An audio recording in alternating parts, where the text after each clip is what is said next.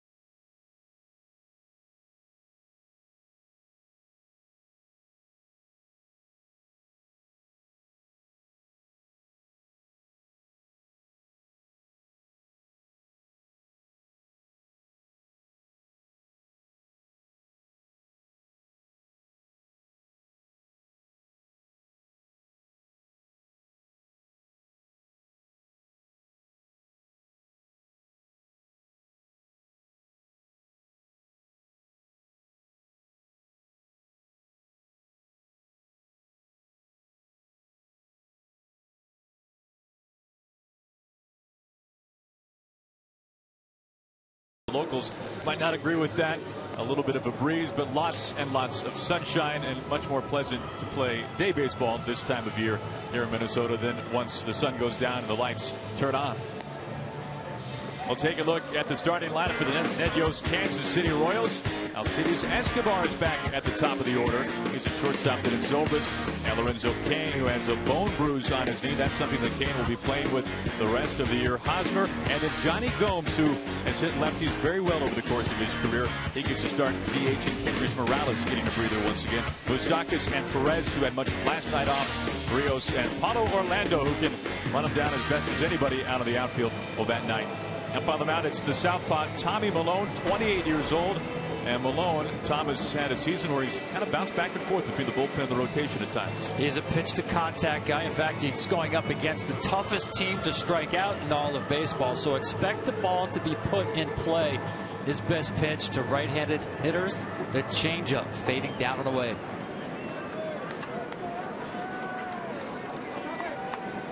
Here is Escobar to climb in.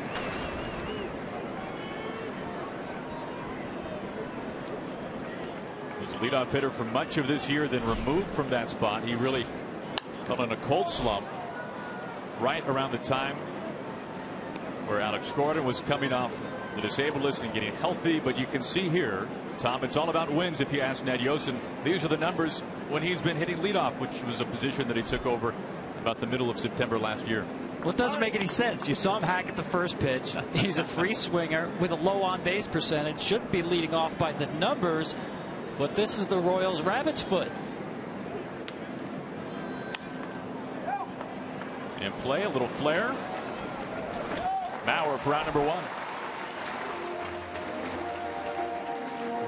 We'll take a look at the defense behind Tommy Milone as Kurt Suzuki will do the catching once again. He caught last night's ball game. You just saw Mauer at first. Up the middle is Dozier and Escobar.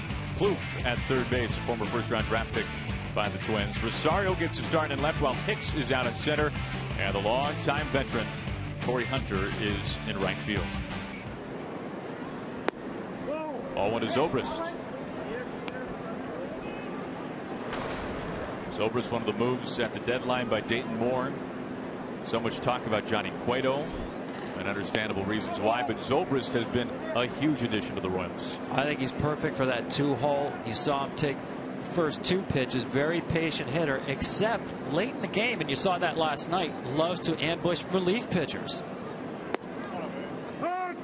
And Omar Infante is shelved right now with an oblique injury, which happened some time ago. Zobrist has spelled Gordon when he was banged up in left field. Now is taking for Infante's spot at second base. There was the change up there from Milone. Doesn't matter what the count was. You think 2-1, that's a fastball count? No, no, sir.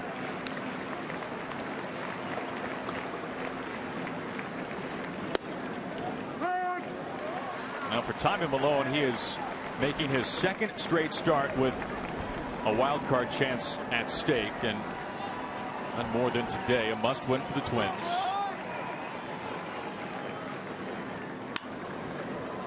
Quickly with the backhand, Escobar. Long throw, the scoop, and there's out number two.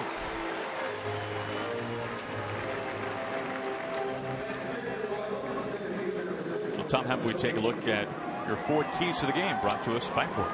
Well, you know, we're about 200 miles south of Hibbing, Minnesota. Of course, that's the hometown of Bob Dylan. So in honor of Bob Dylan, for Kansas City, the Ballad of a Thin Man. And that thin man would be your Yordano Ventura, pitching some great baseball. And for Minnesota, not dark yet, but it's getting close. You say that those two words, must win, too many times. Well, today it really applies. 2 outs for Lorenzo Cain and strike one for Milone. Cain 1 for his last 12. Fouled a pitch off of his knee and has missed a couple of starts as a result. Near the line in the corner, fair ball, and it's off the wall. Cain an easy trot into second base. It's a 2-out stand-up double.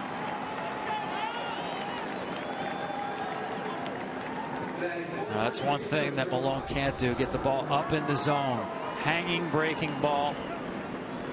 And Lorenzo Cain with that back foot swing just hooks that into the corner. Easy two-base hit. 2 outs and a runner in scoring position for the Royals, and that brings in Eric Hosmer. It's a tough matchup for Milone because he rarely goes inside to left-handed hitters, and Hosmer loves the ball away from him.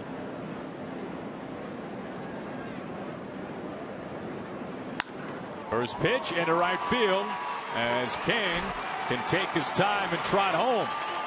Royals strike early. It's 1-0 Kansas City with 2 outs of the first. That's about matchups for me, and that's a bad matchup for Malone.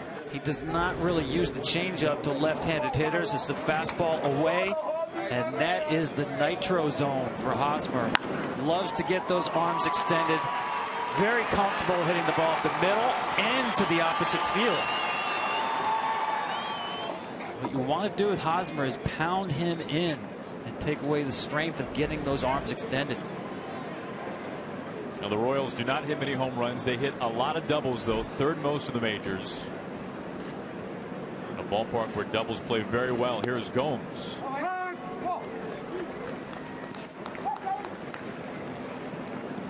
Johnny Gomes making only his 8th start in Royals blue. Much of this year with the Braves.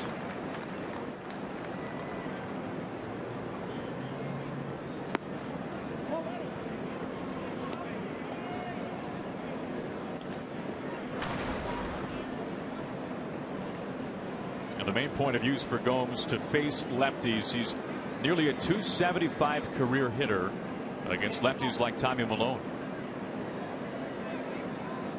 He's got Hosmer out at second.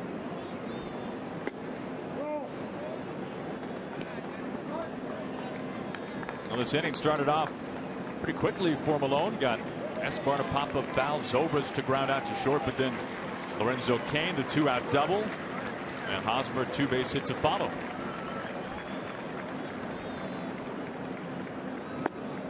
Two and two. That's a great changeup by Malone. No secret about Johnny Gomes and how he really is around to hit left-handed pitching. Tries to jump on the pitch well out in front of the plate. Doesn't matter, changeup away, curveball. He wants to hit that ball out in front of the plate and hook the ball to left field.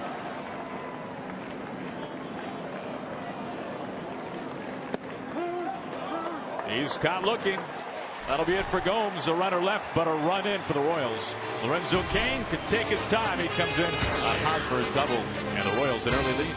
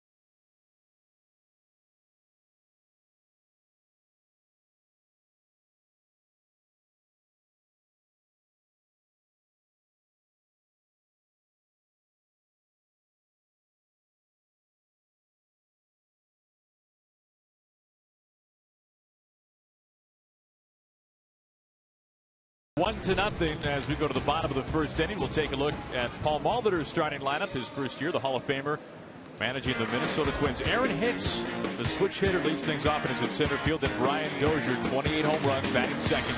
Mauer, and then the rookie Miguel Sano. Trevor Plouffe is on the hot corner. Eddie Rosario is in left field. Torrey Hunter bats seventh. And as a right field in Kurt Suzuki, an all-star last year for the Twins, does the catching. Eduardo Escobar, the shortstop, batting ninth. Giordano Ventura. Tom, this has been a season of twists and turns, bruises and brawls, and about everything else for Ventura this year. Yeah, but it's ending on a right note for the Royals.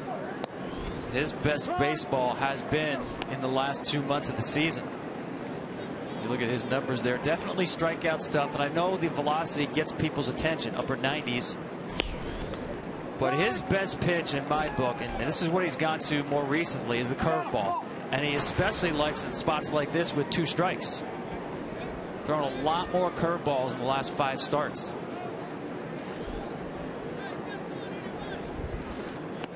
Three pitches, that's all it takes. 99 on the gun.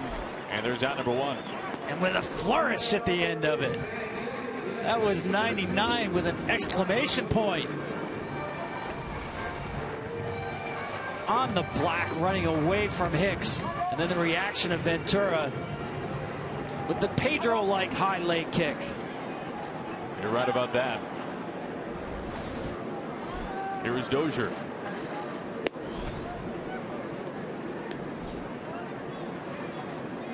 Dozier in a bit of a slump right now. 1 for his last 20. That's his worst stretch since June of last year. He's got some big time pop though. Ventura just threw 97 above the hands of one of the best high ball hitters in all of baseball.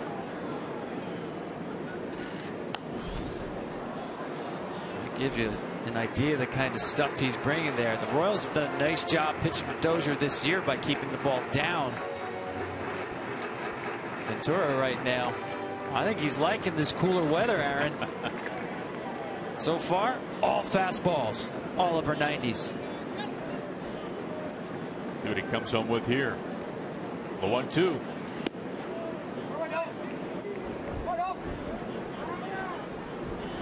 So much talk about his fastball velocity. His curveball velocity, he throws a curveball with more speed than any other pitcher in the game.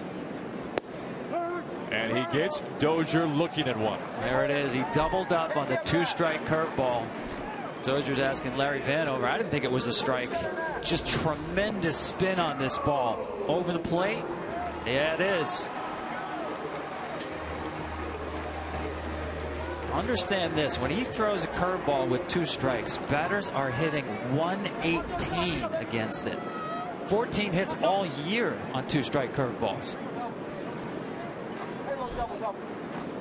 2 quick outs, and here comes Joe Mauer.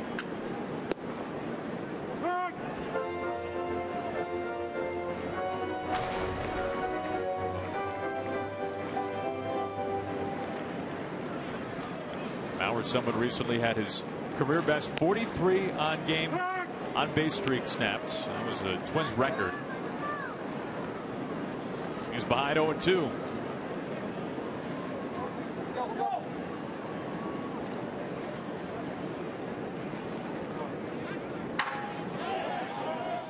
Appeal. He goes around. 11 pitches as Ventura strikes out the side in order. Well, this one not started the way the Twins were hoping for.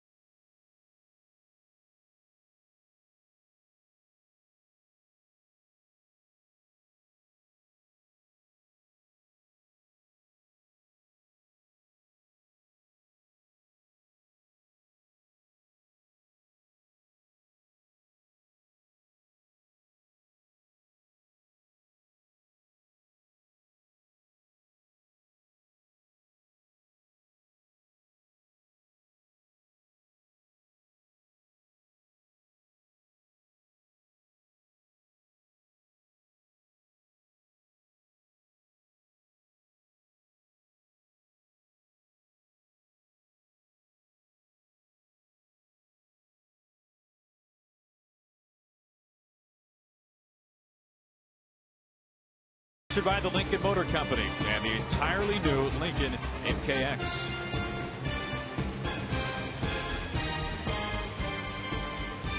The Major League postseason begins on Tuesday with the AL Wild Card on ESPN, and Wednesday with the National League Wild Card on TBS. Then on Thursday, it's Game 1 of both American League Division Series, only on FS1 and streaming live on Fox Sports Go. Moustakas begins things in the top of the second. Royals leading 1-0. And Tom, what a bottom of the first it was for your Donald Ventura. Well, listen, this is a noon local start after a night game last night. And I know that the Twins are at the ballpark and they probably already had their cup of coffee. But if they haven't, that first inning by Ventura was a double shot of espresso. My goodness, that'll get your attention. And I'm telling you, Tommy Malone watched that inning too. When a guy brings that kind of stuff to the mound in the first inning on the other side, you better keep it locked down. Already given the Royals 1 run. Moustakas down swinging. I mean, take a look at the strikeouts here. He comes out just absolutely blowing gas, high octane heat, and now the 2 strike curveballs. 1 to Dozier, 1 to Mauer, making really good hitters look not so good.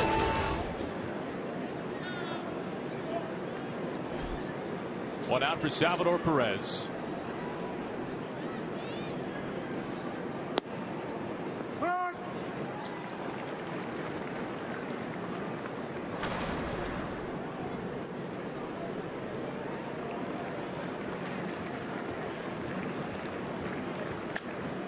Off the hands, a soft pop-up. Suzuki and Malone. In a game like this, you just cannot have that. Well, one of the things I hate about baseball tradition is that pitchers are not supposed to catch pop-ups. I don't understand it. This is a case where it's an easier play for Malone, and it looks like he does call it. But Suzuki, trying to stay in on this play, doesn't give ground. And you can hear the dugout calling Tommy, Tommy, Tommy. He just dropped it, but I think Suzuki has to get out of the way. It's an error on the Twins catcher. 1 out base runner for Alex Rios. And keep this in mind too, Aaron. I know Malone saw that ball, but this is the most difficult sky imaginable. It's not just the fact that it's sunny, but there are absolutely no clouds, what the players call a high sky. So there's no perspective when the ball goes in the air.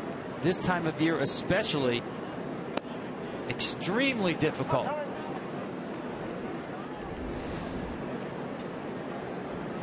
Looking right up into the sky, and I think Malone sees it, but Suzuki is trying to find the baseball. Shading the eyes with the glove. But again, he's got to listen. Bench and Malone calling that ball. Pretty stiff breeze today as well as the count goes to 3-0 on Rios. I'll never forget going back to the 1985 ALCS. The Angels were playing a day game in Boston. Bobby Grich, the second baseman, woke up and he looked at the sky and he said, "I'm going to clean this up." Oh no.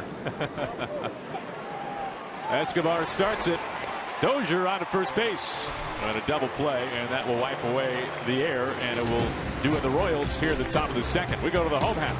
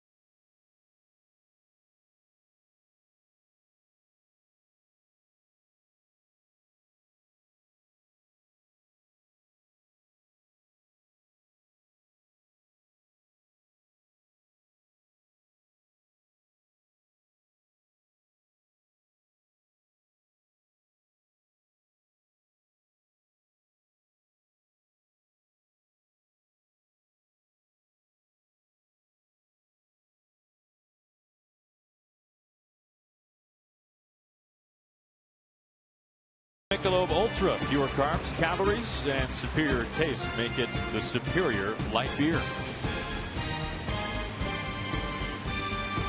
Beautiful day here from Minneapolis. Glad you could join us for Fox Saturday Baseball as Miguel Sano will begin things in the bottom of the third for the Twins.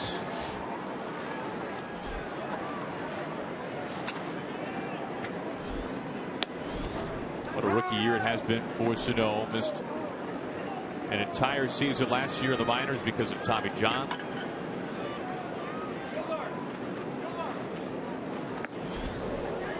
Maybe can't tell it because of his size, but he is a third baseman. He's a DH today. Plouffe at third base, but Sano, a big man who's had a huge impact on the Twins this year. Does have a good eye, good control of the strike zone for such a big power hitter. That really has been one of the more eye-opening parts of his game this year. The walks. Nobody probably saw the walks coming this year from Sano. 2-2. Well, you also get a lot of swings and misses. There's no doubt about that with his power. And also some of the highest fly balls and pop-ups I have ever seen. I mean, he generates tremendous backspin when he hits the ball. And that's why he hits the ball so far, but also so high. Able to hold back on that curve. It's a full count. It's be interesting if he doubles up now on that curveball with 2 strikes to a guy who you can't throw it too hard, but make sure you get it up against Sano. And he did double up and missed. First man to reach for the Twins. It's a leadoff walk. You know, Tom Bernansky, the hitting coach, is telling me in Sano's first game he got to a 3-1 count, got a slider.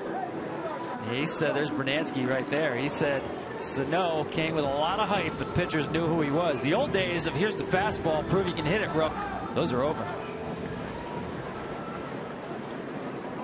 Sano at first base for Trevor Plouffe.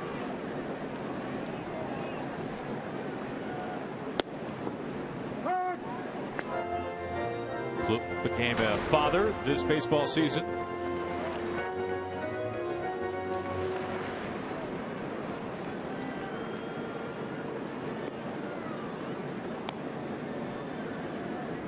Plouffe, former first-round draft pick back in '04 by the Twins.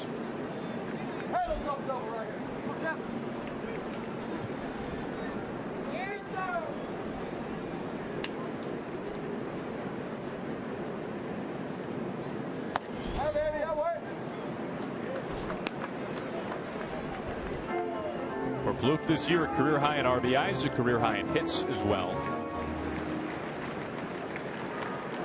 And Sano at first base after the walk.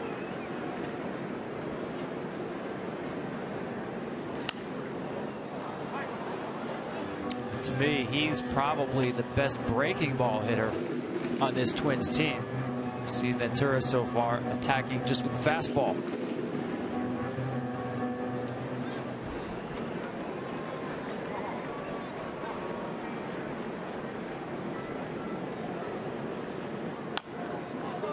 Back to Ventura.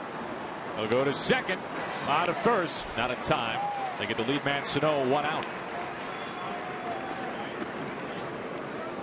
And as we talk about Yordano Ventura, time to say hello to the third member of our broadcast team. We check in with Ken Rosenthal. Well, Aaron, Yordano Ventura regained his confidence when he resumed pitching inside. He had stopped doing that earlier in the season after triggering a series of bench clearing incidents. He told me every time I went inside, I had trouble on my hands. Well, pitching coach Dave Eiland said, yeah, that's true, but he didn't want his teammates mad at him, didn't want the league mad at him, didn't want everybody thinking he was this crazy kid. That said, he had to get back to being who he was and pitching inside. Well, he most certainly has, and he gets a double play ball right back to him, and we're through 2 innings pretty quickly here in Minneapolis.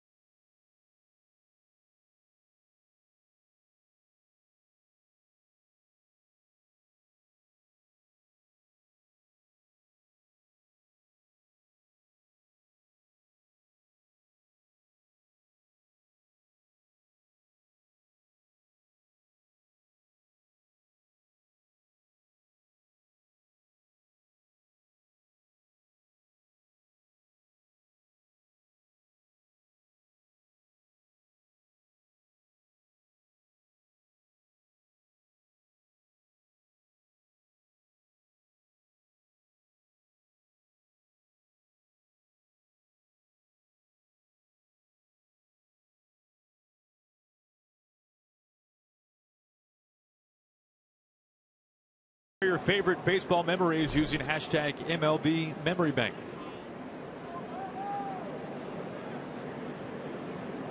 Aaron Goldsmith, Tom Verducci, Ken Rosenthal here from Target Field as Paulo Orlando, the number 9 hitter, will lead things off for the Twins.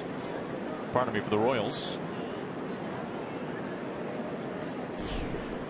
Showing bunt, tremendous speed. Orlando burning into first, and he's safe.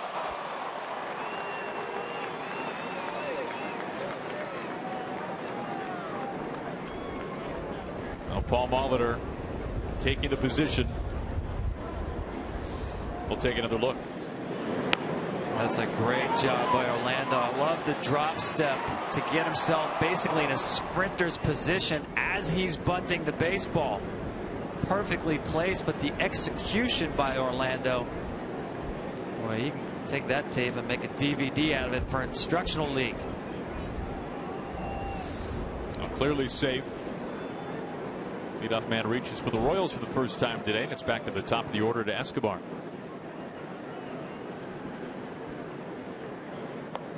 He shows bunt but fouls it back.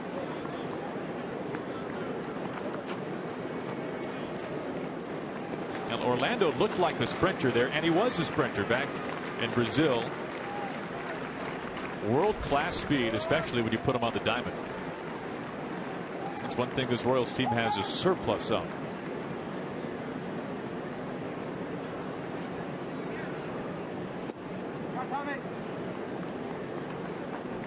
Well, I like to call it up-tempo baseball, Aaron. The way they run the bases, the way they defend, the way their pitchers work quickly. They're at their best in an up-tempo game. You don't think about that in terms of baseball too often, playing at a certain pace. But they like to play fast. Inside the circle, Suzuki to first. Orlando now in scoring position with 1 out. I like that play by Escobar. He'll get credit for a sacrifice, but he's trying to get a base hit. And if he doesn't, plan B, move the runner up 90 feet. Like Orlando, he's trying to push that ball to the right side. Just checked up on him like a pitching wedge.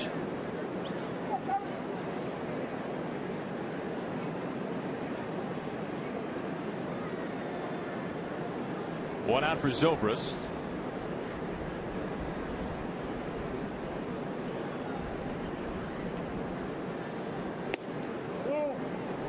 Zobrist, a switch hitter, crushing lefties this year, hitting over 340 against southpaws.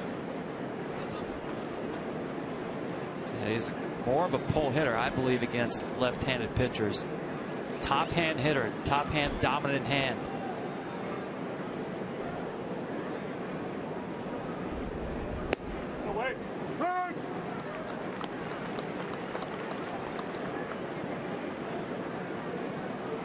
That big double last night against Glenn Perkins, the left-hander, almost went out of the park to left center field.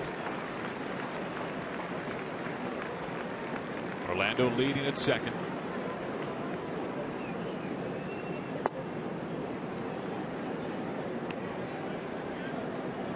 Now for the Royals, they are the American League Central champions for the first time in their franchise history. They clinched at Kauffman Stadium.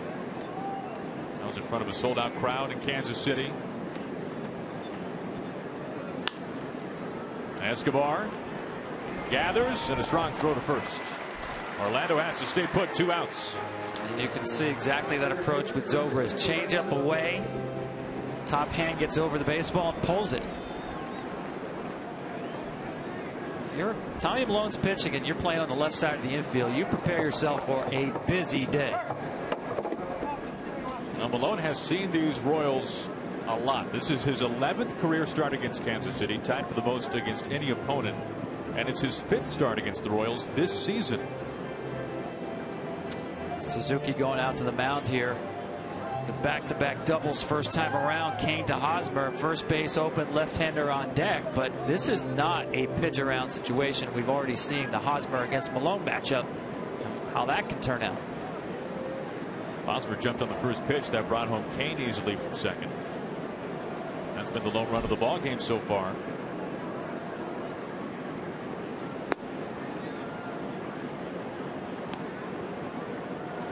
The Royals most recently secured home field advantage in the ALDS with an extra inning win against the White Sox in Chicago, the same ballpark where last year they secured a wild card berth.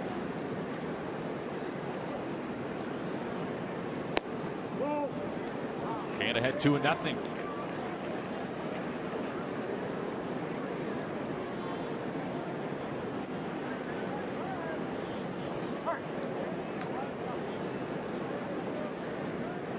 What a season it has been for Ned Yost. Go ahead and put him on now, falling behind 2-0. Kane didn't bite for either one of those fastballs on the outside corner. That'll bring in Hosmer.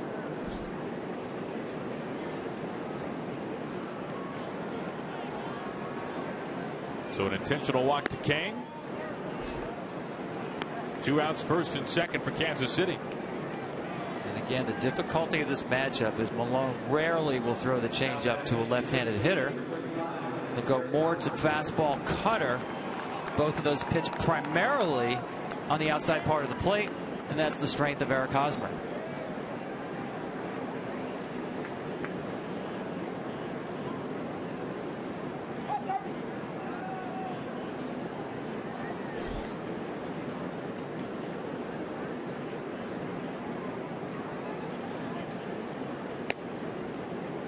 First pitch strike to Hosmer.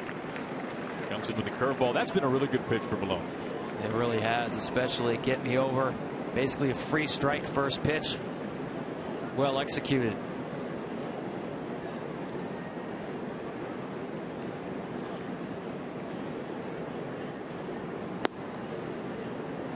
Now this year that curveball from Malone, only one extra base hit. That was a home run. It's been tough for opponents to square that pitch up. He's got a 1-1 count now to Hosmer. And you saw him try to get that fastball in. He's much more comfortable working away than in. Tons of speed at second in Orlando. That's where he wants it right there. That's the pitch that Hosmer gets tied up on. Missed with the previous one, but watch this right underneath his hands, inside corner of the plate. Don't let him extend those arms. Well executed by Tommy Malone.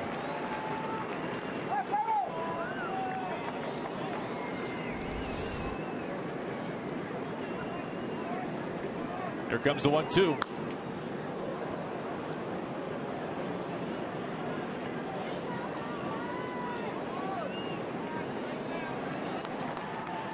Royals grabbed a run in the first inning. Hosmer's double that brought home Kane.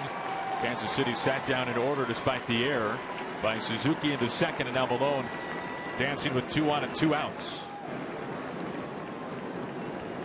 Trying to keep this one close early. And he gets some swinging, comes in with the curveball. That's a huge punch out from Tommy Malone as the Royals strand 2, and Malone gets out of a bit of a jam at the top of the third.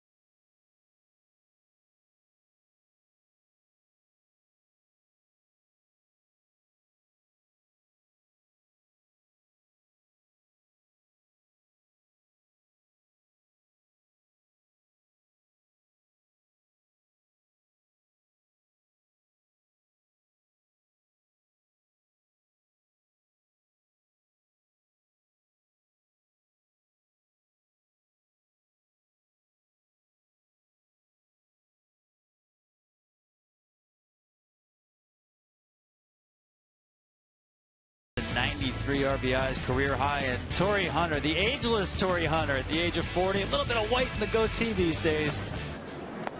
Now remember, it is easy to play DraftKings, and there are thousands of dollars in prizes every day. Enter promo code BALLGAME to play for free at DraftKings.com.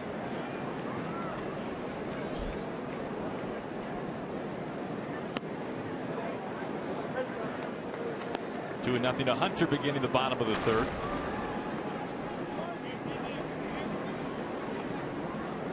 Well, his contributions certainly go far beyond those numbers you see right there. Clock says high, left center, but right there Kane as that ball hangs up. Out number one. Now, moments ago we had a chance to catch up with Paul Molitor, and the first question we asked him is what he has made so far of his starting pitcher Tommy Milone. Well, you know, the first inning he gave up the back-to-back doubles. They got on the board. Ventura's off to a good start. We're going to have to work on our pop-up priorities here. But, you know, that was a situation there. You got to pick your poison. You got, you know, Kane, who's had a really good year, especially off left-handers, and Hosmer, clutch hitter. You know, he made it work. A nice curveball to finish off that inning. Well, Paul, you mentioned Ventura. You've seen a bunch of him. What's the approach against him? Well, we all know he's got, you know, high-end stuff, velocity and curveball changeup. He's got the nice mix. He's getting a lot more polished, it seems like, over time. His experience last year, this year. We got our hands full. You just really got to try to identify the pitch out of the hand. Don't get greedy. Take your hits when you can and try to put something together. Paul, thank you for your time. All right, guys. Thanks. There he is, the Hall of Famer, first-year manager here in Minnesota, Paul Molitor. 2 quick outs on just 5 pitches. Here is Eduardo Escobar, the shortstop. Backs away from strike one. Yeah, I like the honesty from Paul Molitor. We have our hands full. You've got a guy with great stuff who's got his A stuff today, throwing strikes in Ventura against the lineup that, let's face it, was not very patient. And how about the athleticism? Watch the throw, the footwork, and the snap throw. Not once, but he's going to do it again. He did it earlier, a second time here. You know, we saw Milone drop the pop-up. That's partly because baseball people think starting pitchers aren't athletes. They don't want them fielding the baseball. That's an athlete right there. He must have played some shortstop back in the day. It looked like Alcides Escobar up on the mound. Smooth. Very. 2 strikes against Escobar. Ties him up a little bit, and he goes around. Boy, 7 pitches for Yordano Ventura, who has faced the minimum over 3 very fine innings early on.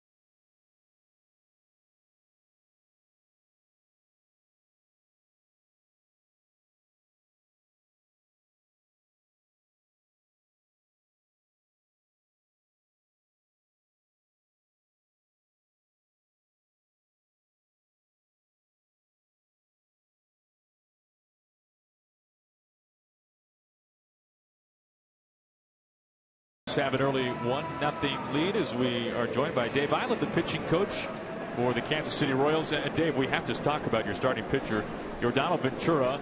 4 strikeouts. He's had 3 of them on 3 pitches alone. What have you made so far of Ventura? Well, he's picking up where he left off from his last start. He's been throwing the ball really well the last month or so, or really the second half. But he's really on top of his game right now. We do everything we can to keep him there. Gomes goes after the first pitch. An easy pop-up as Dozier's there for 1 out. Well, his teammates gave him 1 run before he took the mound, and then it looked like he either left the car engine running in the parking lot, or he decided, that's enough, I'll take it from here, guys. How about his confidence that he's showing on the mound? Yeah, it's through the roof right now, and we've seen it before.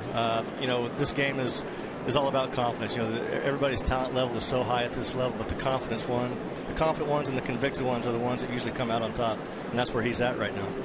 A nice hello from behind you with Salvador Perez. How much does Salvador Perez help your pitchers? Huge. He's works extremely hard, always asking questions. He's really good at reading what the pitcher is doing well that particular day. So he's a huge help back there, not only for me but for the pitching staff. Well, it looks like, especially today, on the same page with Yordan Ventura. I've been raving about the curveball of Ventura. We've seen that, especially today, on 2 strikes. I've noticed, Dave, last 5 starts, he's averaged 33 curveballs, only 22 before that. Where is he right now with confidence in that pitch in any count? Yeah, I mean, he's going to throw it anytime. He'll throw it ahead in the count, behind the count. He'll throw it 3-1 if he has to, 2-0. So, and that's the thing with him that we talked about earlier in the year, is using his secondary pitches in fastball counts, and he's been doing that and been very successful with it. Dave, how much have you seen Johnny Cueto affect Yordan Ventura? Well, they talk all the time, him and Volquez, and this is a close-knit group here. Not only those 3, but this whole pitching staff, this whole team, actually. So they pull for one another, they encourage one another, and they push each other. I've got to ask you about your bullpen. I know Royals fans and people around baseball sad to see with Holland going down, Tommy John surgery, but we saw Ryan Madson pitch last night throughout this season, actually, the stuff he brings to the mound. How do you feel now about the Royals' ability to be as dominant late in games as they were last year? Well, I mean, you never get better when you lose a guy like Greg Holland, but we feel really good about it. I mean, we're very comfortable with the pieces we have down there, especially the last 3 innings, but even the bridge in the 5th, 6th inning, if we have to, we feel good about with the Pochavers and Moraleses of the world. So we're very comfortable with what we have down there. Dave, we appreciate you joining us live. Thank you for the time. All right, thank you. There's Dave Island, very well-respected Royals pitching coach. 1 out and a full count to Moustakas.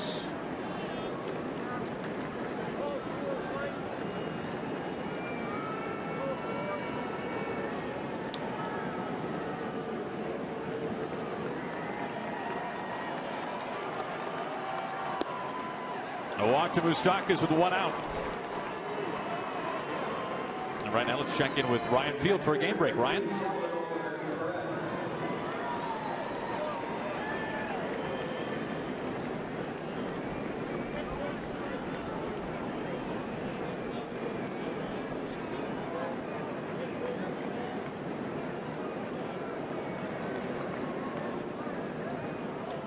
It's a heavy payroll, especially when you're talking about Josh Hamilton for the Angels.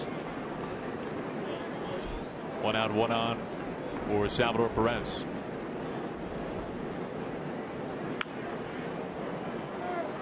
On the first pitch, a soft pop-up near the line. Ploof. Round number 2. Well, for more on Josh Hamilton, we check in with Ken. Just wanted to tell you about that obligation beyond this season to Josh Hamilton. Given how much the Angels are paying, the Rangers are only committed to paying, well, actually not committed to paying anything next year, $0 in 2016, and then $2 million in 2017. That's it. This for a former MVP. Yeah, it's like a bad divorce, an expensive divorce for the Angels and Hamilton. The Angels picking up a little more than $60 million to say goodbye. For Hamilton, that was his first home run since the middle of August. And we will repeat the scenario for you again today. It is worth repeating for the Twins. Minnesota must win today. This is, in the truest sense, a must-win game for the Twins if they want to keep their postseason hopes alive. They need the Astros to lose out. They need the Astros to lose tonight and then tomorrow Game 162, and they need the Angels. As you just heard, the Rangers have taken the lead. They need the Angels to lose at least one of the final 2 games. And of course, if Texas wins, they will win the West. 2 outs, 1 on for Rios.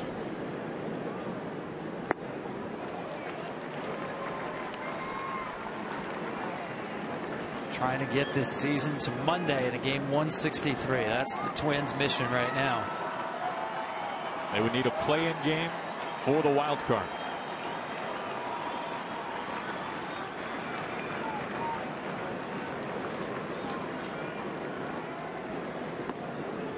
Keeping an eye on Moustakas. Only 1 steal all year.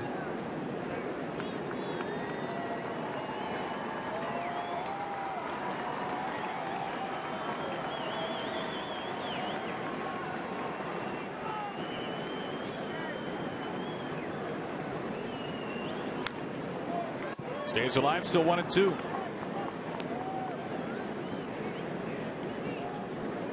Rios has been around for a long time. Since 2004, the Blue Jays, the White Sox, the Rangers, has never played a postseason game. Got that, the top 5. Welcome to the club. Welcome to October. I'll change for those guys.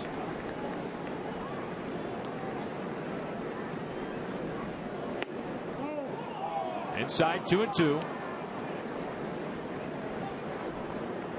You think how quickly things turn, though. Last year, the 3 worst records in the American League belonged to the Astros, the Twins, and the Rangers. Pretty incredible.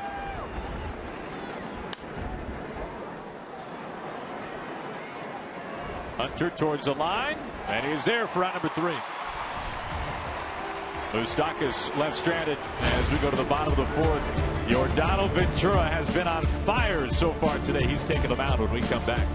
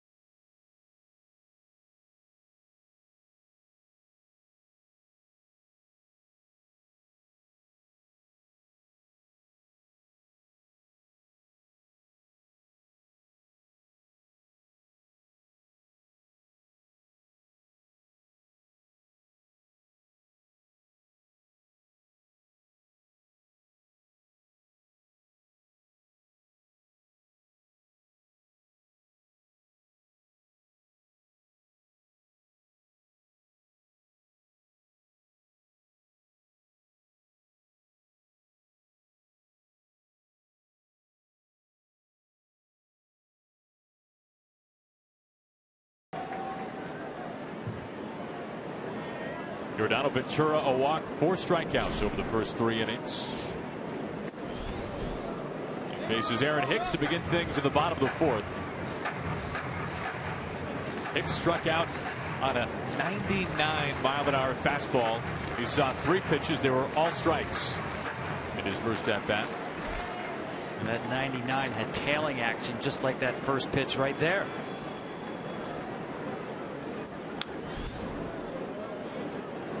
Oh, 2. Ventura in his last start took a no-hitter into the 6th. That was at Wrigley Field.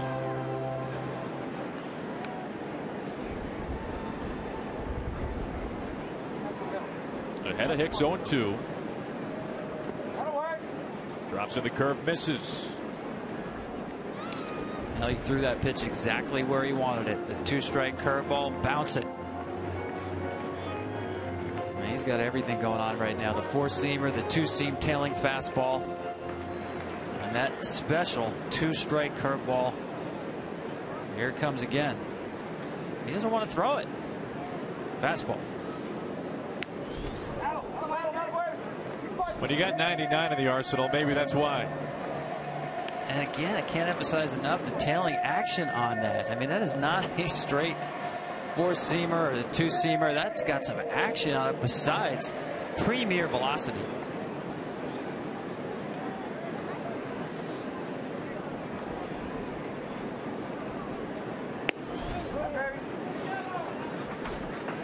Two balls and 2 strikes to Hicks. Hicks won for his last 14.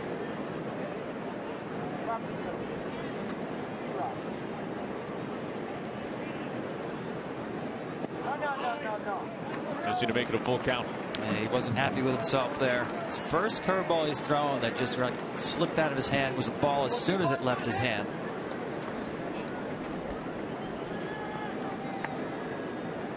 Ventura threw 7 pitches to get 3 outs in the 3rd.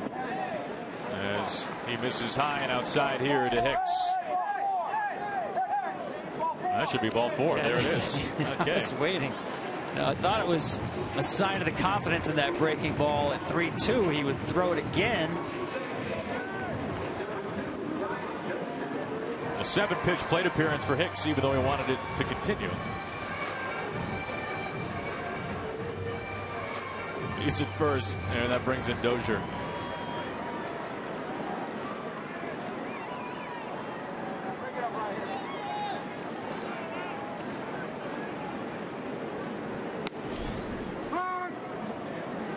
Dozier, a first-time All-Star this year. Boy, strikeouts have really been a problem for Dozier. He has set the Twins' single-season record this year for most strikeouts in 1 year.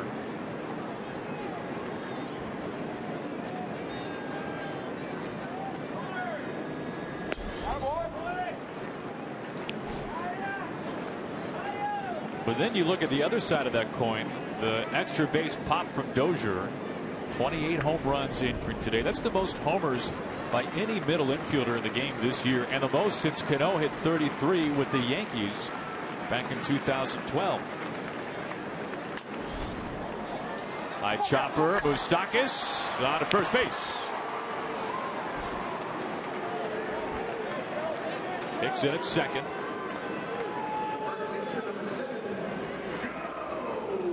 Now, I mentioned the tailing action on the fastball. Part of it is the way he releases the baseball, which is very different from last year. Middle of last year on your left. Look how high the release point is. Today, much lower. What's the difference? Well, going back to last year, that was about 6.5 feet off the ground. This year, that's a shade under 6 feet. Now, 6 inches, a little more than 6 inches, that is a big difference. And normally it's a red flag that maybe a pitcher is tiring, he's fatigued.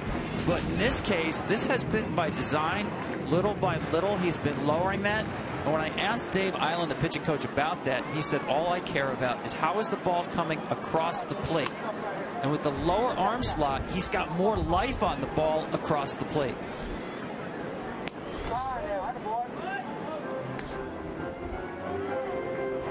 And that's really the separator, isn't it, for a pitcher, whether a starter or a reliever. You could throw 96 to 99 like we've seen Ventura, but if that's flat and straight, these guys will time that up.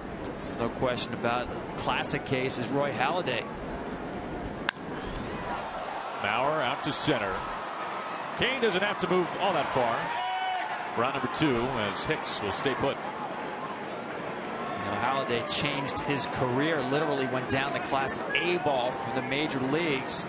He had been like an old Iron Mike pitching machine, straight over the top, didn't have any run on the baseball, lowered the angle of the arm, and the rest is history, perhaps even Hall of Fame history. 2 outs. Hicks will lead off walk now at second base for Sano.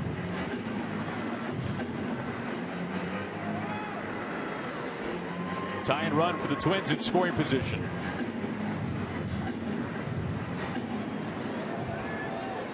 Sano added yet another walk to his season total in the second. He's got Hicks with good speed at second.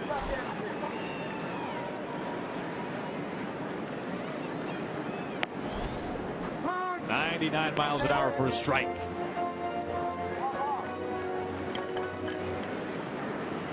For Ventura, this is the first time he's working with a man right behind him at second base.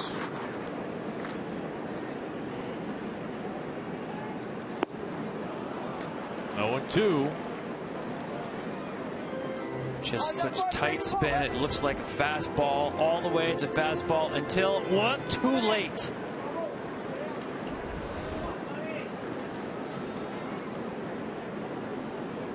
Sano down on 3 pitches. Boy, that has been a trend today for Yordano Ventura. He's got 5 punch-outs through the first 4 innings.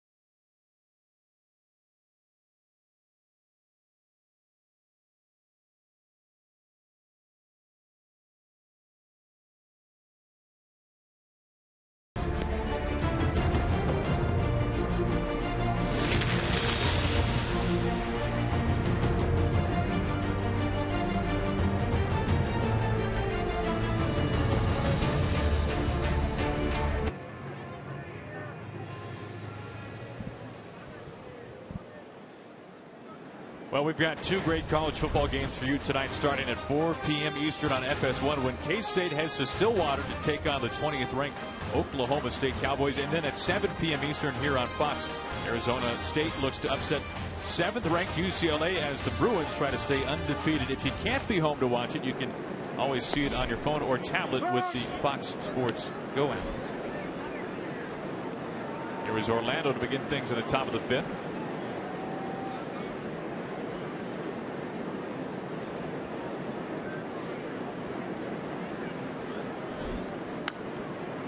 Tom, we've talked about the doubles from the Royals. They're such a good doubles hitting team, one of the best in the majors. We've talked about the speed for Kansas City.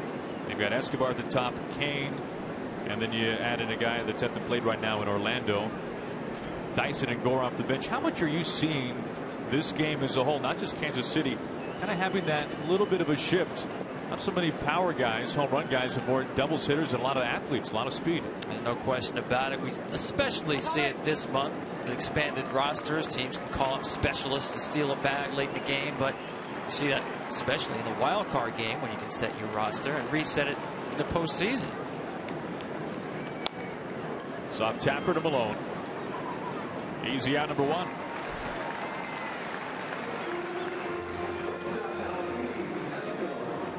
It's fascinating to see a team like the Dodgers taking drafted players and telling them basically put away your glove and your bat, literally, and just develop them as pinch runners, specialists. The age of specialization, how much farther can it go?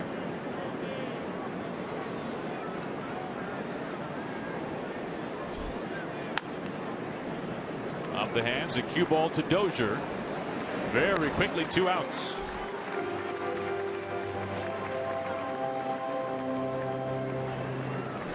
A lot of storylines for Kansas City. Starting pitching has been an issue. The bullpen, well, some new roles. Wade Davis, now the closer. Holland done for the year with Tommy John.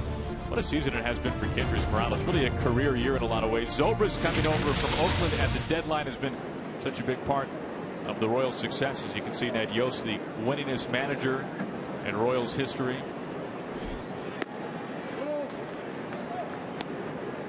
Well, those two for me are some big key additions because this is a much better offensive team than they took into the postseason last year. They had a thin margin of error last year, scratching out runs. And that's a much deeper lineup now. The guy right there, Kendrys Morales, has fit in from day one. One of the best hitting students of the game. He's the kind of guy, if a pitcher is tipping anything, he'll figure it out. On the ground, Dozier, long way to get to it, and he can't. 2 on base hit for Zobrist will keep the top of the 5th alive for the Royals. His first hit today.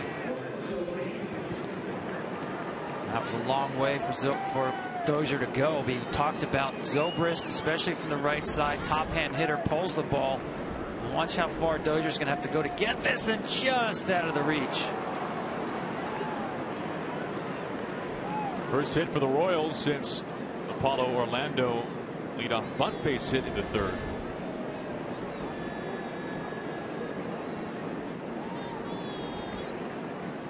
And Aaron, you know, the other thing I like about this offense, they don't strike out. You know, putting the ball in play at an age when there's so many strikeouts becomes a great asset to have, especially in postseason play. The ball not hit especially hard, or not hard at all by Zobrist. Put it in play, and something might happen. 4 years in a row, they've had the fewest strikeouts in baseball. It's not just a one-year fluke. Last team to do that, the Yankees from 1971 to 74. And yes, I'm sure you remember, those were the Horace Clarke years. I was going to say that. Weren't very good teams, but old Horace was known for playing second base with a batting helmet.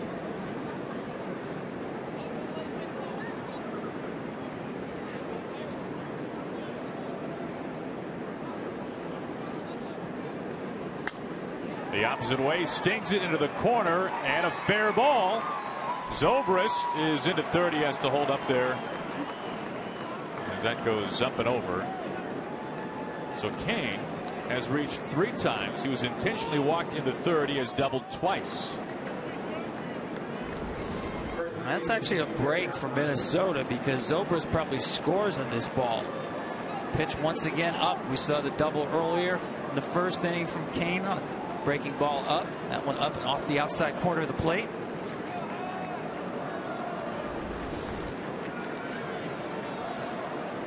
Now the only Royals run to score in this ball game came with 2 outs in the 1st, and Kane was in the mix with the double. Osborne drove him in on a double of his own.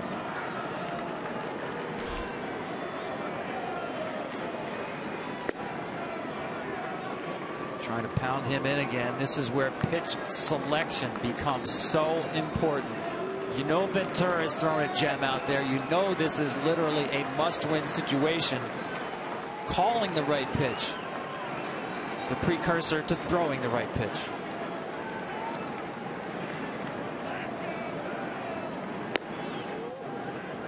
And you see him twice missing with that fastball inside.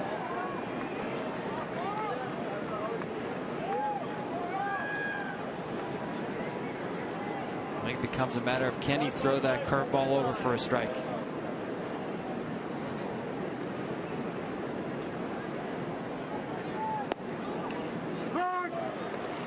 Two balls and one strike.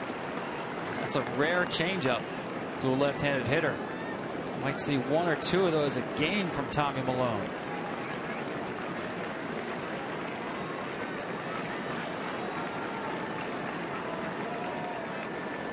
A lot on Tommy Malone's shoulders today, especially his left. The guy behind the plate, Kurt Suzuki, very familiar with Tommy Milone. Caught him in Oakland. He's actually caught 1/3 of all the innings Milone has thrown in the big leagues. Should be no problem about being on the same page. Potts and Boyer warming up.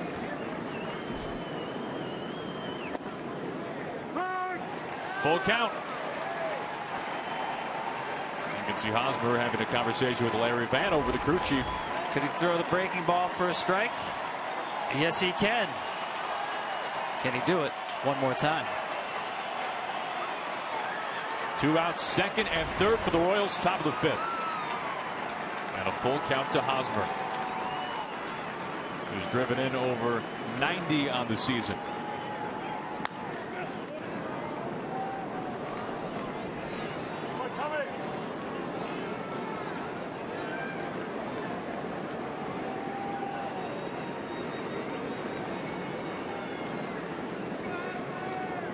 Malone was working out of the bullpen until his last start when Phil Hughes fell ill. 3 o'clock in the afternoon, he got the news that he would have to start that day, making his second straight start since then. High fly ball to left, and an easy play there for Rosario, who hasn't had a whole lot of action so far today. 2 left and stranded in scoring position for the Royals as Malone gets out of the jam at the top of the 5th.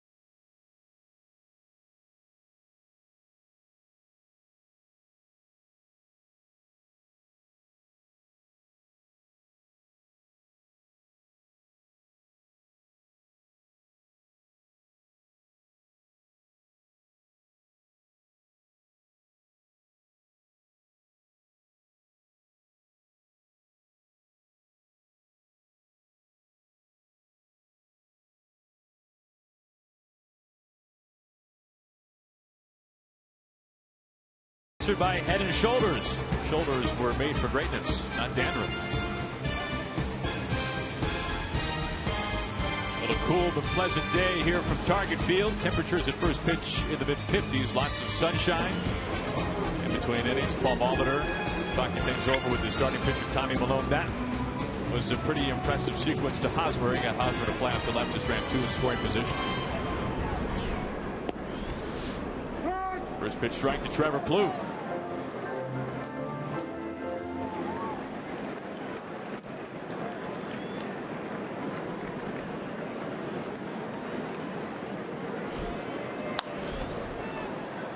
For a Twins offense that does not hit for a high average, this is not an easy test facing Ventura today, who has just been lights out so far. 14th in the American League, the Twins are, batting .247. As Plouffe falls behind on 2 pitches. Yeah, but that's what makes pitching so great, isn't it? I mean, definitely more art than science that we have Ventura out there with almost unhittable stuff, high 90s fastball. Tommy Milone keeping the game close, under 90. You think about Milone, one of his strikeouts came and clocked at 70 miles an hour.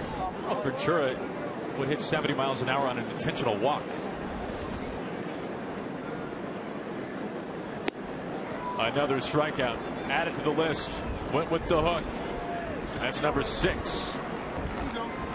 And I'll go back to Milone because your season is on the line right here. And you knew early on he can't get the fastball on the inside corner. How could you get him out without a fastball in? Breaking ball to get back into the count. Another breaking ball. One more curveball. And now the cutter to get out of it. That is tremendous pitching, literally, with 2 runners in scoring position. The season is on the line with every pitch in that circumstance. Right back, a fair ball, and it goes right between the legs of Perez. And now a foul ball. And it's a good thing it went between his legs. If he touches that, fair ball. Between the legs, no touch, let it roll, and it barely, and I mean barely, got on the other side of the foul line.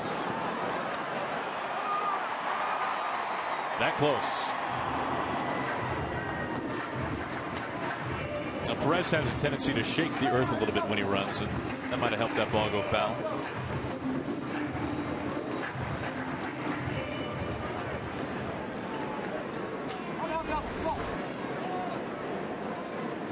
Very unique strike 1 to Rosario.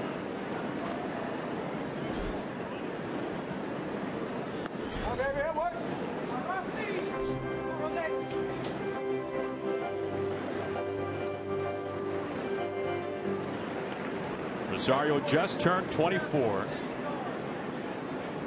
Has been a triples machine this year, the most of the majors with 15.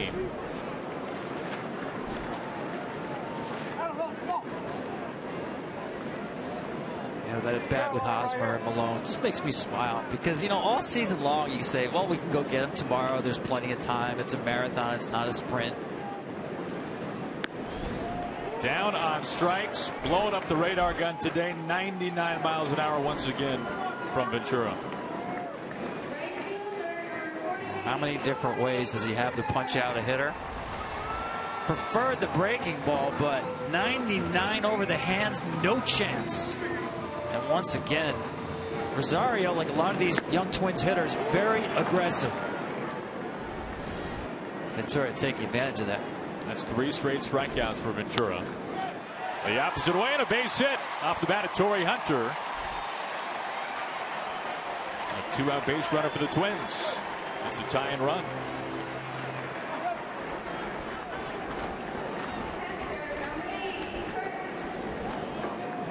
Well, it's funny how this game feels with Ventura's stuff.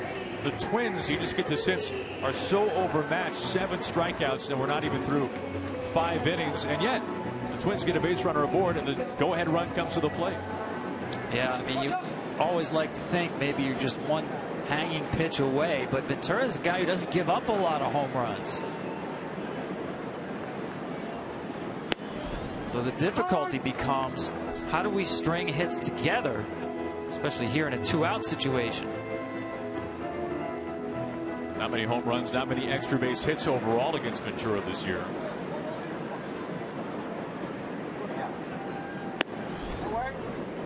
One ball and 1 strike to Suzuki. 1 for his last 10. This is a count where Molitor likes to play hit and run, but the problem with Ventura, he's such a swing and miss guy. He almost takes it out of play. And Hosmer can't pick it. Zobrist on his way, and it is in time for the out. Almost a little bit of breathing room for the Twins to get 2 on, but instead that wraps up 5 innings from Target Field.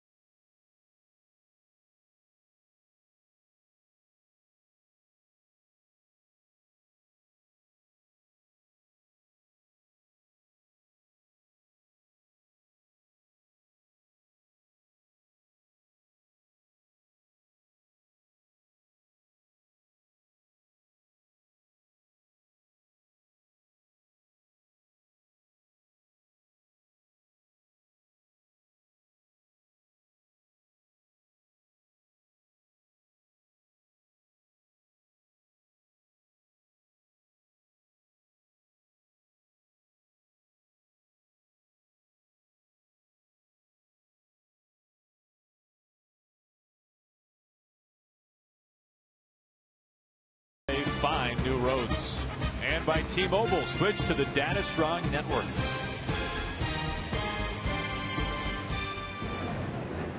And we go back to the final play, which ended the 5th inning. How about this one, Tom? Gold Glover Hosmer, he's so good with those hands. You take it for granted he's going to pick it. Zobrist, he's got his back. Got there in enough time, as you can see there in the super slow-mo. Still 1-0 Kansas City. That one run came all the way back in the 1st inning. An RBI double from Hosmer. Malone starts. Gomes off with strike 1.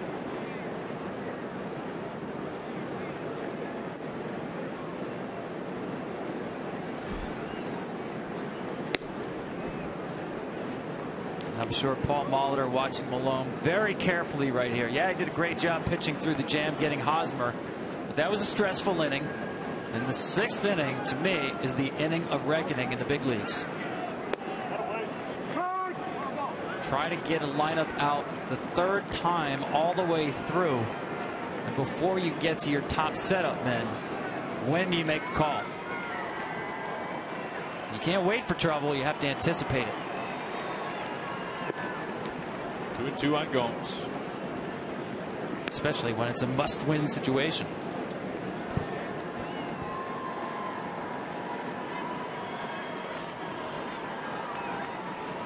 And you can see Johnny Gomes has brought the postseason with them. It seems like no matter where he is. Last year with the A's, lost in the wild card game at Kauffman Stadium to the Royals, and he's down on strikes to begin the top of the 6th.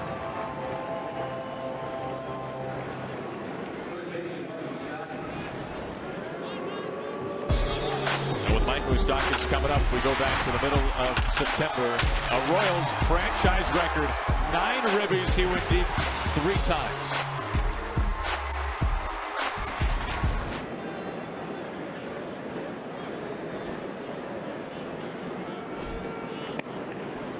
And with more on that weekend, we'll check in with Ken. Well, that night, Aaron, Moustakas opened up to me after the game about the loss of his mom, Connie, on August 9th. She had been ill for about 2.5 years, eventually getting diagnosed with cancer and other ailments. The last time Mike saw her was right after the All-Star game. He flew from Cincinnati back home to California, presented his mom with his jersey. She was wearing it around the hospital, really proud of him. Needless to say, it's been a difficult year for Moustakas. And there's no question about that, Ken. And for as difficult of a year as it has been for Moustakas off the field, it has been his most productive on the field. An All-Star, as you mentioned, for the first time in his career. And he spoke publicly to the Kansas City media on the last homestand about the passing of his mother.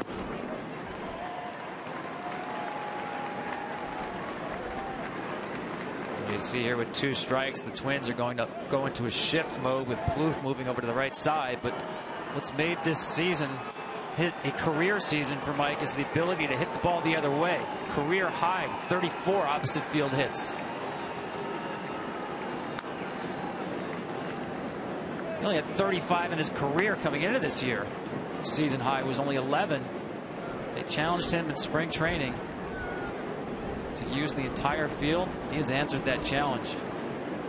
I always say he makes other hitters look bad because he actually has done what we all sit up here and say. Why don't they just hit the ball the other way?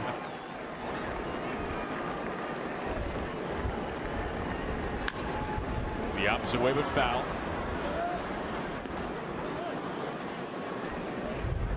Well, Ned Yost said a couple of weeks ago, as you can see how they line up with the shift against Moustakas, he has not seen a hitter adjust as much as Moustakas did over the winter.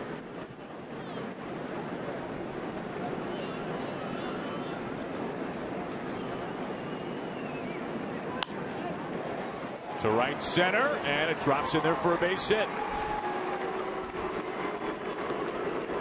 A 1-out single as we check in with Ryan Field. What's going on in Texas, Ryan?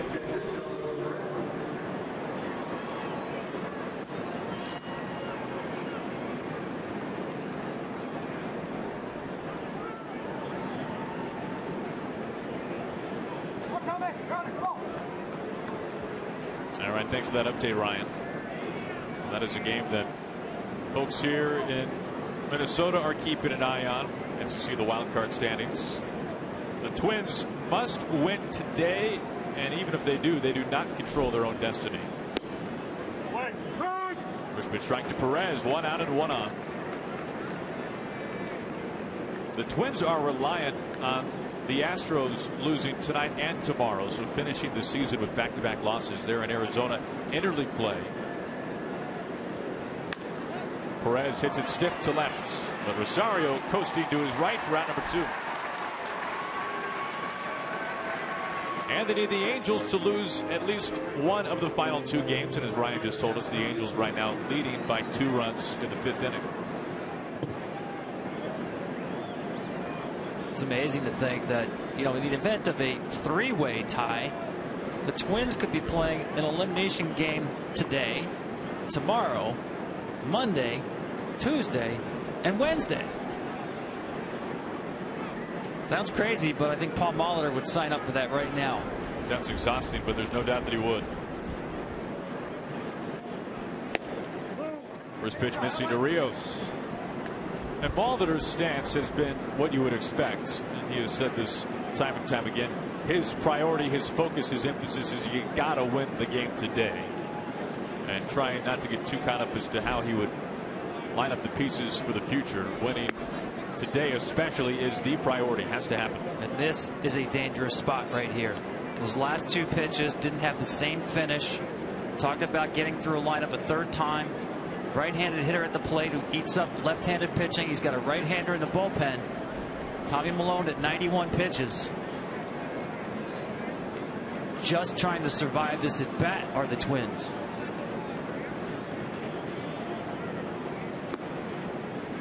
And behind now 3-0.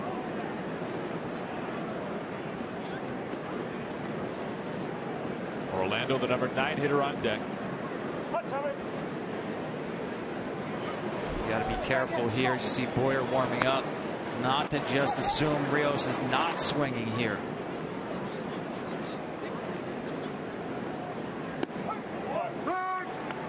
And a quality strike.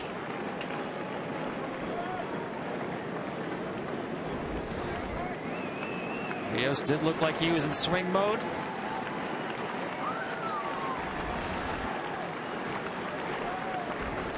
Moustakas at first, 2 outs. And a full count.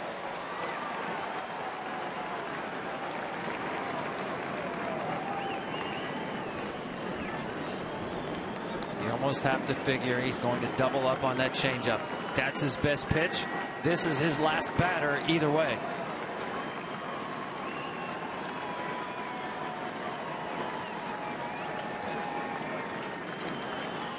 Gets him swinging. He goes right back to it. Moustakas is stranded. Rios 0 for 3. And Tommy Malone has given up just 1 run over 6 strong innings.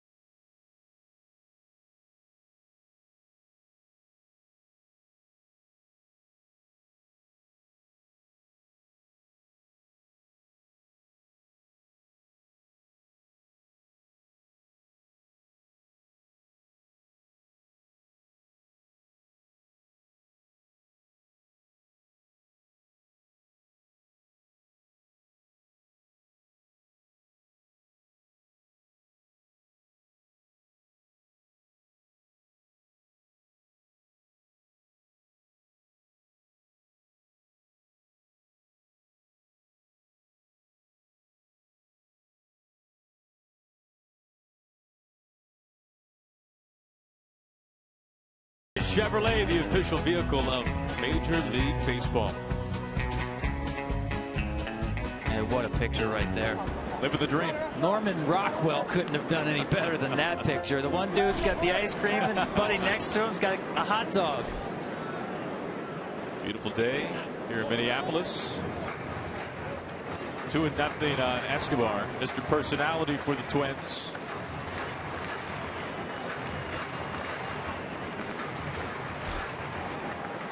This guy's always smiling. Escobar, a strikeout victim earlier. His path to get to the major leagues, you don't see it by many. Parts of 8 years in the minors. Came up with the White Sox, traded to the Twins. Never put up really overwhelming numbers in the minor leagues. And I don't know why this is, but he becomes a better hitter as the game goes on. He got his first at bat out of the way, punch out. Well, that will not help out here as he gets caught looking. Ventura gets strikeout number 8. Yeah, and he's not happy, and I don't blame him. I mean, he's grinding out in the bat here. This is the changeup, looks like, from Ventura. Watch it run off the plate. The way Perez catches the ball certainly doesn't help, and he pulls it back. To me, when Perez is pulling that ball back, he's telling me that pitch is off the plate. And it was. Well, that was a good look at it. Man, that's the kind of pitch where the hitter goes back to the dugout and says, that guy in the mound, the way he's throwing, doesn't need any help. He's already unhittable.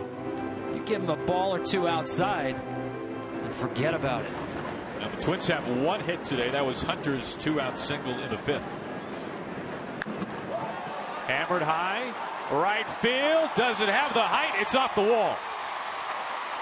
Hicks stands up at second. And the Twins have the tying runner in scoring position.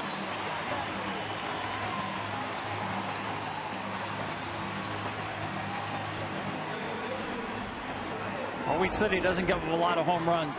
This looks like a rare changeup. Yeah, it just doesn't do anything. Just sits up there at the top of the zone.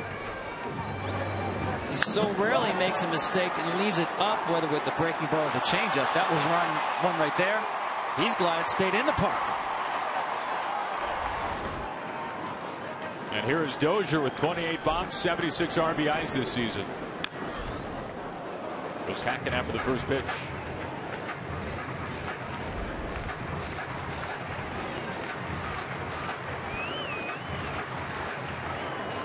Well, you mentioned those 28 home runs by a middle infielder. Rare to see.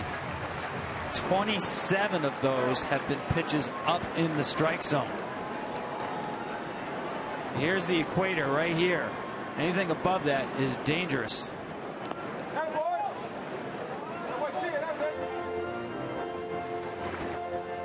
I asked Brian about that. He's another guy, strong top hand hitter. Shorter guy as well, like Dustin Pedroia with a longer stride. That's going to bring your head down a little bit when you hit, so you better be able to get on top of the baseball. But really a top hand hitter, easier for him to get on top of high pitches than a bottom hand hitter. Up the middle, off the mound, a base hit. Hicks steams to third. He comes around, and this game is all tied up.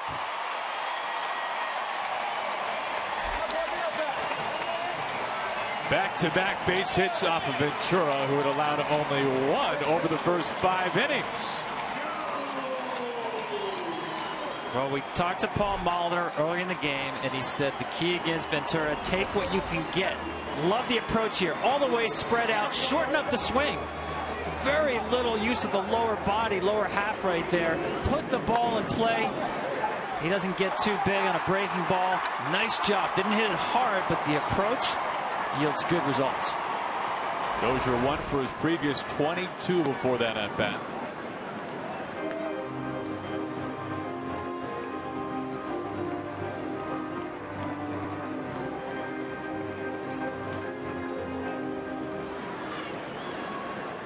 Dozier now the go-ahead run at first base.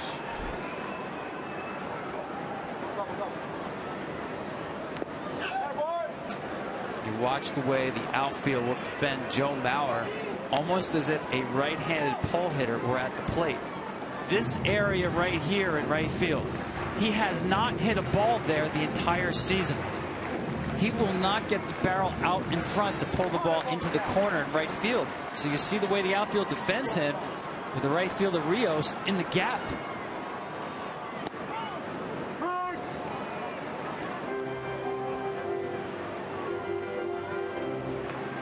He's got that classic lefty opposite field swing, and this fence and left field at target field does not help with that. It takes a poke to get one out.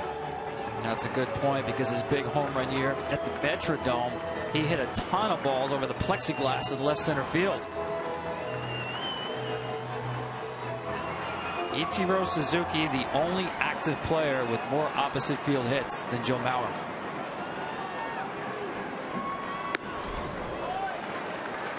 And he's ahead now, 3-1.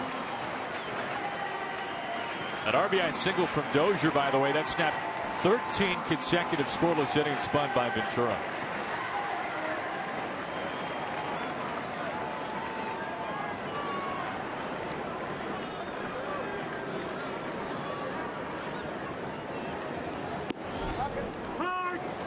Full count.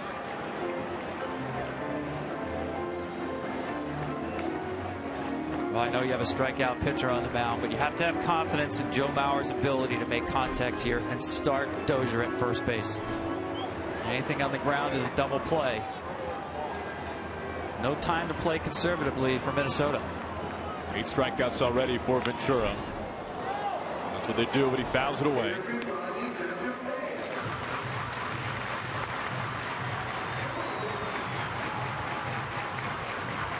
You know, to me, when you do the calculus on when to start the runner 3-2, really the speed of the runner is irrelevant. Do you think your hitter can make contact with the pitcher at 3-2? That's the most important variable.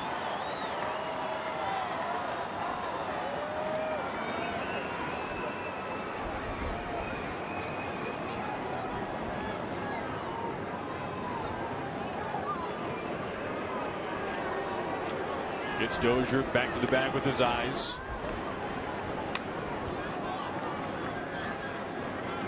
The Twins have finally gotten to Yordano Ventura here in the 6th. A double by Hicks, a single by Dozier. There goes Dozier, swing and a miss. Perez, a wide throw down to second. Folks, you just saw something that's among the rarest sights in the game. A stolen base with Ventura on the mound. Only the third he's allowed in his career. That's because Perez double clutched on the grip. Hit and run count, so you're not going to get a good jump. But watch Perez on the transfer. From the glove to the hand, once, twice, too late.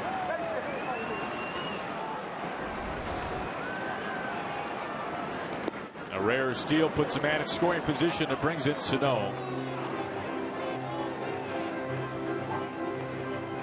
I hear why it's so difficult to run on Ventura. He is 1.1 home plate. That's ridiculously fast. Perez, his pop time, the time the ball pops into his glove to the time it pops into the infielder's glove, under 2 seconds.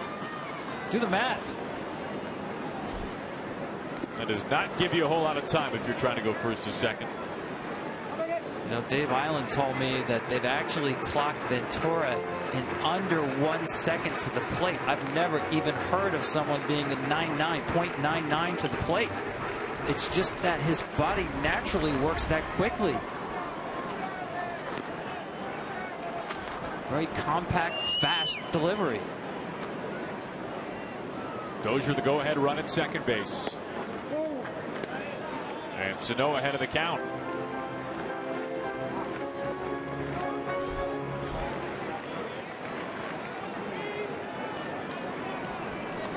Those pitches he has thrown in an inning right here in the 6th. And now it's 3-1. 21 pitches in this 6th inning. Nice job by Sano. We talked about his discipline at the plate to get himself into a rare hitter's count against Ventura.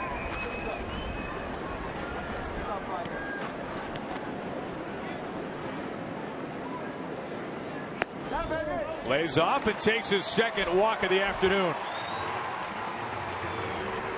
A 2-out walk in the 6th that extends the inning and brings in Trevor Plouffe.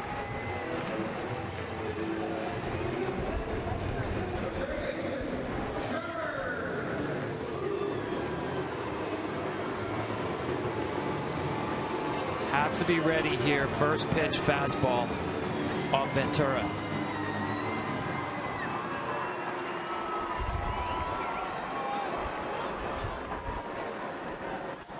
Dozier the go-ahead run at second.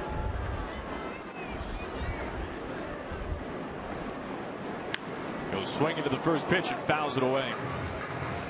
He came in with the breaking ball. Mentioned, I think, Plouffe the best breaking ball hitter on this Twins team. Had a good rip, just missed it. He's been awfully good this year with runners in scoring position, one of the best in the league, hitting nearly .320 in situations just like this.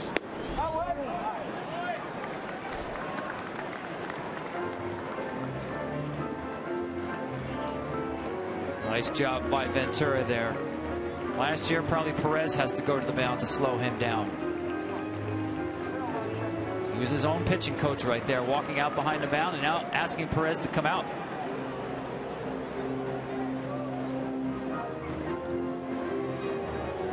Really, this is a little bit of a way to demonstrate the groove that Ventura had been in for the first 5 innings. Perez, who makes his fair share of visits out to the mound, we haven't seen him make even one, it doesn't seem like. You're being kind when you say fair share. I believe he leads the league if we can only get somebody to track these trips to the mound. Catches almost every day to start out with, but he's out there a lot. Has not needed to today until right now. 2 on, 2 out for Plouffe. And now 2 strikes.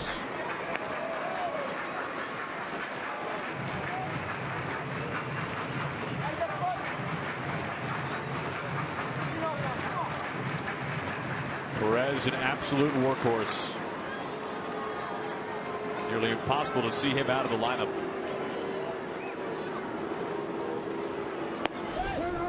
And he rings him up at 97. And another job by Perez, stealing a strike.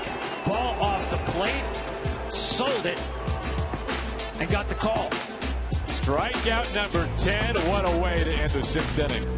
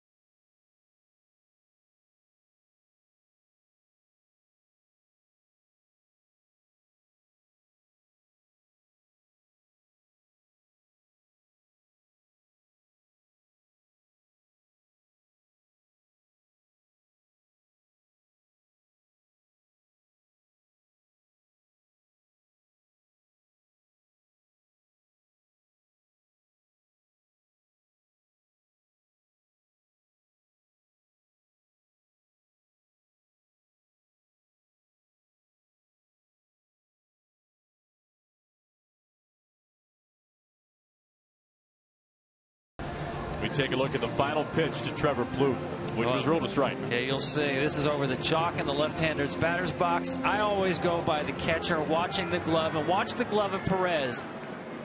Outside the plate, he'll bring it back in over the plate. He's telling me that's a ball. Huge call right there. Plouffe rung up, and the Twins end up stranding 2. They did get 1, though. That has tied this game up. As we begin things at the top of the 7th, and a new pitcher on the mound is Blaine Boyer for the Twins. Facing Paulo Orlando.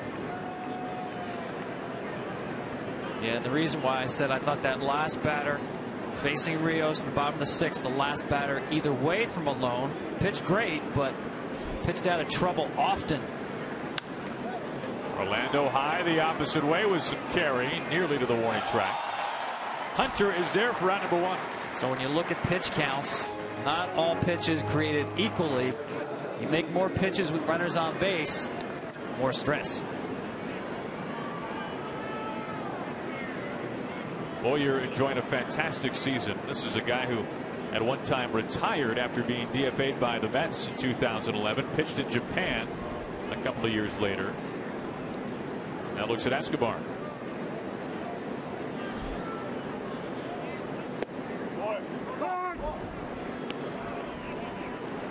Really, Tom, you think about Tommy Milone, his 2nd straight start with the wild card hinging really on his performance, especially today in a must-win for the Minnesota Twins. And if you're Paul Molitor, you really couldn't ask for a whole lot more from Tommy Milone. He was fantastic. Oh, he was so impressive.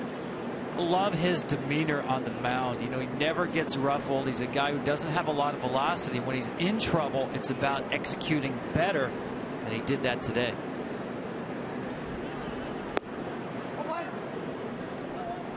Two balls and a strike to Escobar.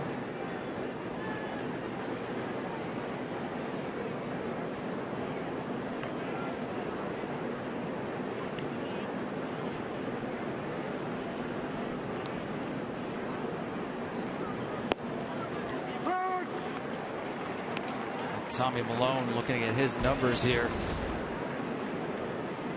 2 walks. You see the 5 strikeouts, actually pretty high for Tommy Milone in 6 innings. One of his best days in the big leagues. Although it's hard to top his first complete game in the big leagues. He threw it in Oakland as a member of the A's against the Los Angeles Dodgers, team he rooted for growing up.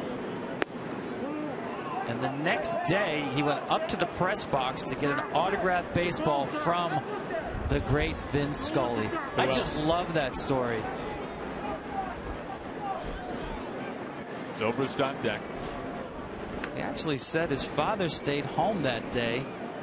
He didn't go to the ballpark because he wanted to hear Vin Scully call his game.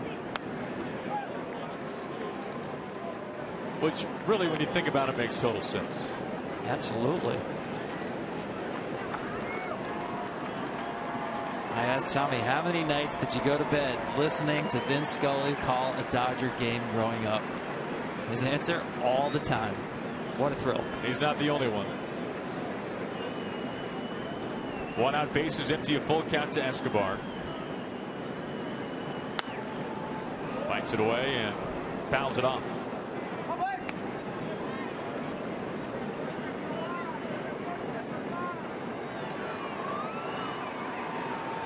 Boyer up on the mound, taking over for Tommy Milone. His last outing was Wednesday at Progressive Field in Cleveland. Gave up an earned run for the first time since the 8th of August.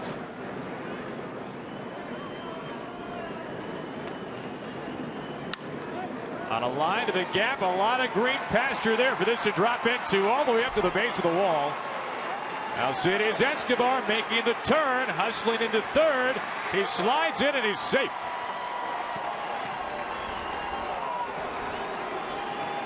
A 1-out triple for the Royals leadoff man. The rabbit's foot busy at work again for Ned Yost and the Royals.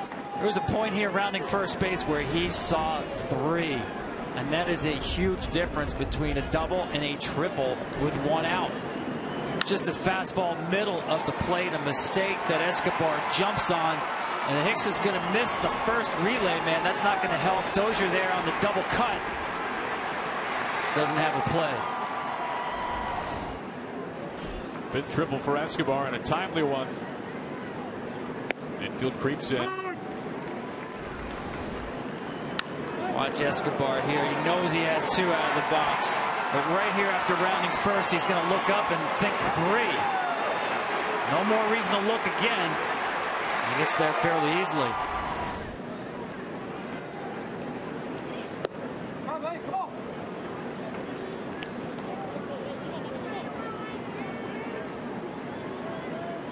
The Royals do not need a hit to take the lead right back here at the top of the 7th.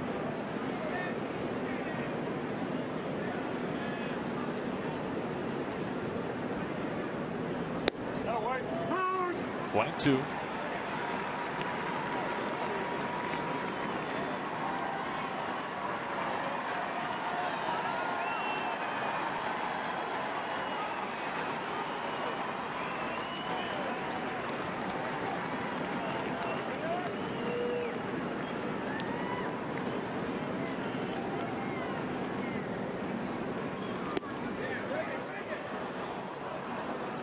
Count evens up 2 balls and 2 strikes. Missed with the slider right there. I would not assume the Royals would play a contact play here with Kane on deck. Make the ball go through. That was just a spinner with no break on it.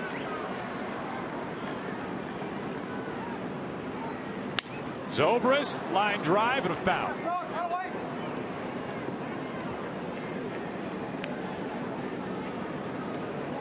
New bat for Zobrist. Now the MLB postseason begins on Tuesday with the AL wild card on ESPN and Wednesday with the National League wild card on TBS. Then on Thursday it's game 1 of both American League Division Series only on FS1 and streaming live on Fox Sports Go. One trend in baseball that didn't quite reach Minnesota, the velocity trend. They just don't have upper 90 stuff. Boyer with a good pitch there, but you can see his fastball 92, 93. That takes a piece out of Zobrist.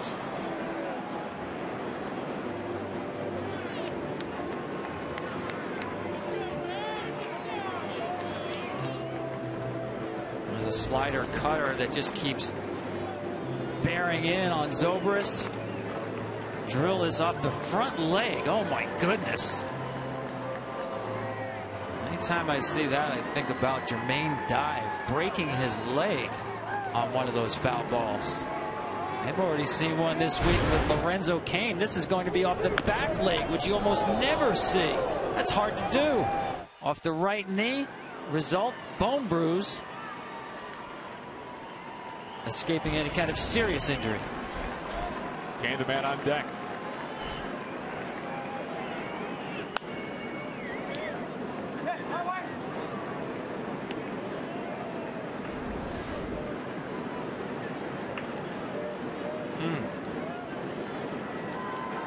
Zobrist popped up pretty quickly considering where that ball hit. Boyer's been doing a nice job getting the ball in the kitchen of Zobrist as he tried to go back to that backdoor breaking ball. Go ahead run 90 feet from home. That's Escobar with the triple. And a full count to Zobrist. He tried the sinker away and just missed. Cain has reached all 3 times, a couple of doubles, and intentional walk. Have to make a quality strike. Cannot give in the middle of the zone.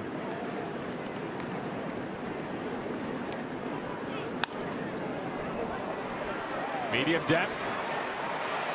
Now more shallow. Rosario the catch. And that keeps Escobar at third base.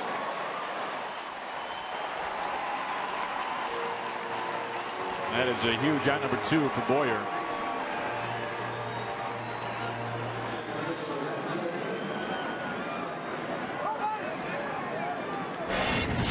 Rosario has been one of the best. You cannot run on this rookie. Strong arm, accurate arm. There was no chance, no thought by Escobar to try to move up on that. 16 outfield assists for Rosario. Second in the majors.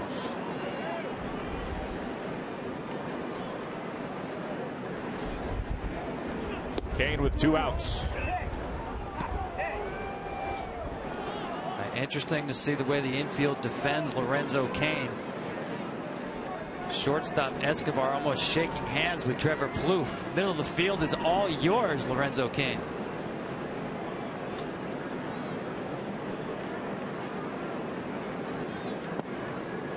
If you include the totals from last night for Kansas City with runners in scoring position, the Royals are 2 for 20 in this series.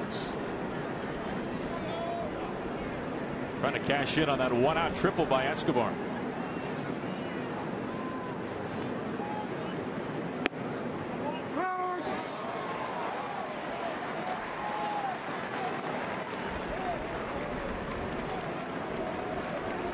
.2-0 breaking ball. Cain thought this was up.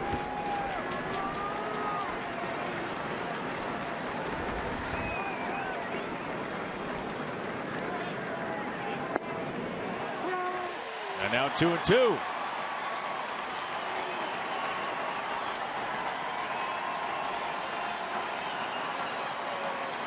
Now Malone, 1 run over 6.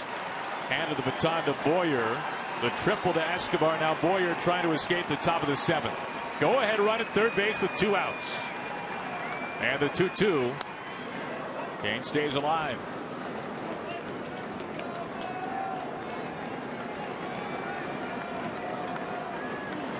Boyer doing a nice job working both sides of the plate.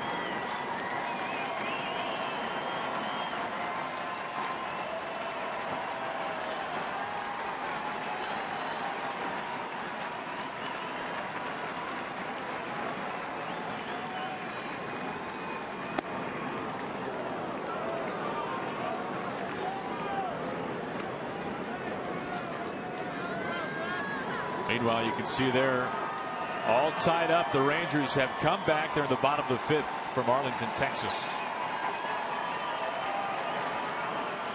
A win for the Rangers. They win the West. Here it comes, the 3-2. Weak ground ball. Boyer off the mound. The bare hand to first. And it's dropped, and a run comes in. Well, Paul Molitor is going to argue that the runner was outside the running lane, that Lorenzo Cain impeded the ability of Joe Mauer to catch this ball. That hit him right on his number. He's asking Vanover to get some help from first baseman Brian Knight. He's had trouble written all over it. There's no lane for Boyer to get the ball there. But that's such a poor throw. It does hit Cain, but I'm not sure that he can get the call. The rule is if the runner impedes the ability of the fielder to catch the baseball.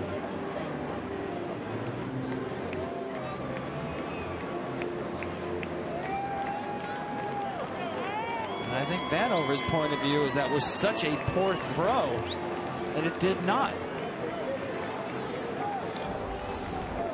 It is not reviewable as we take another look at it. And that right there has given the Royals a lead. They get a run right back. And that knocks Blaine Boyer out of the game. We'll step aside. Kansas City on top now by a run.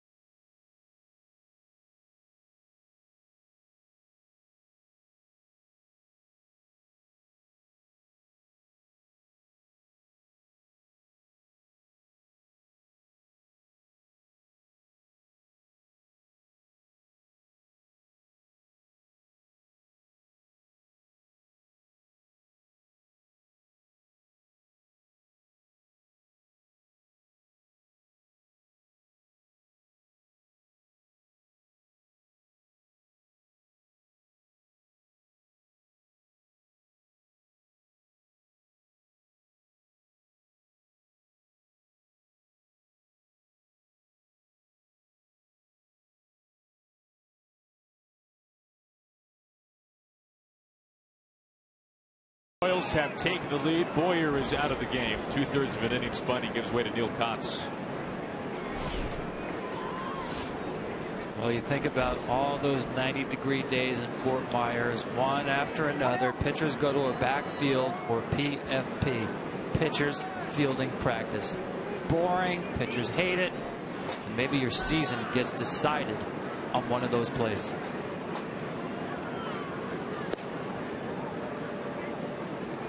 Ball one to Hosmer. Hosmer an RBI double back in the first.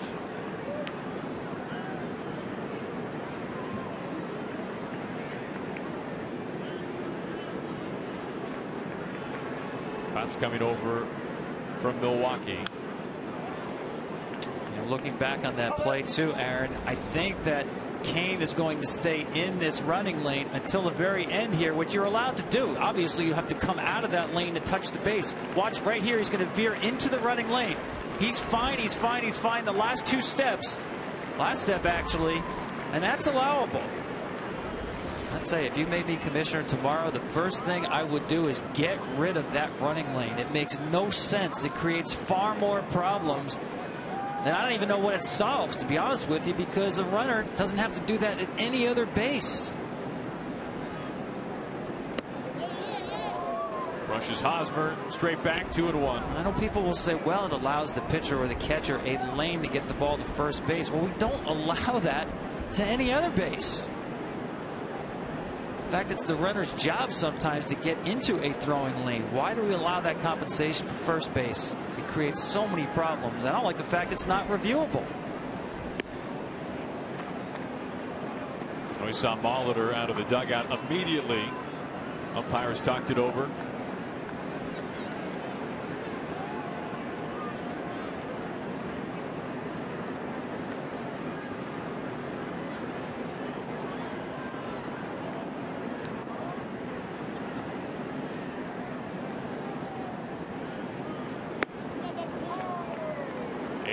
Up and in. Hosmer takes first.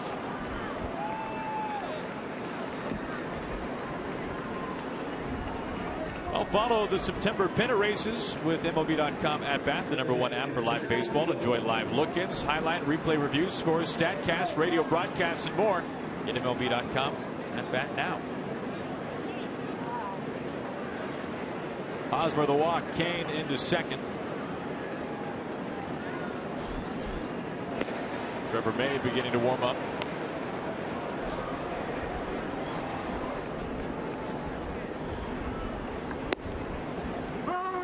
First pitch strike into Gomes.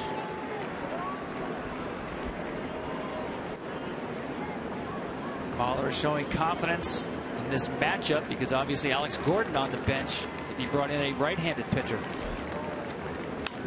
Line drive, and it's off of Ploufe's glove, and it just dives into shadow left. Kane scores, and that ball gets away, and Hosmer will come home as well.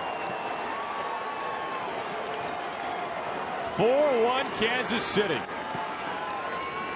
Well, that was a fraction of an inch away from ending the inning. Instead, it prolongs it, and the Royals extend their lead. A team unglued. We saw a little bit last night with 3 errors. And you see here, he's really not in a great position to start out in. Much too tall in a third base position, not reacting to the baseball. Talked about Rosario's arm. Here it gets him in trouble. I don't know where he intends this ball to go. He threw it hard, but certainly not accurately.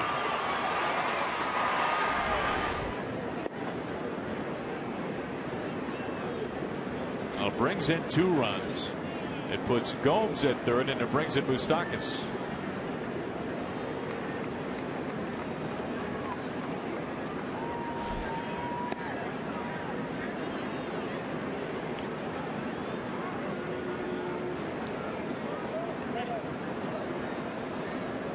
Team built on fundamentals has been undone by a lack of them past 2 days. Line drive, scorched, base hit, and another run comes in for Kansas City. Gomes makes it now 5-1 Royals. And Moustakas with his second hit.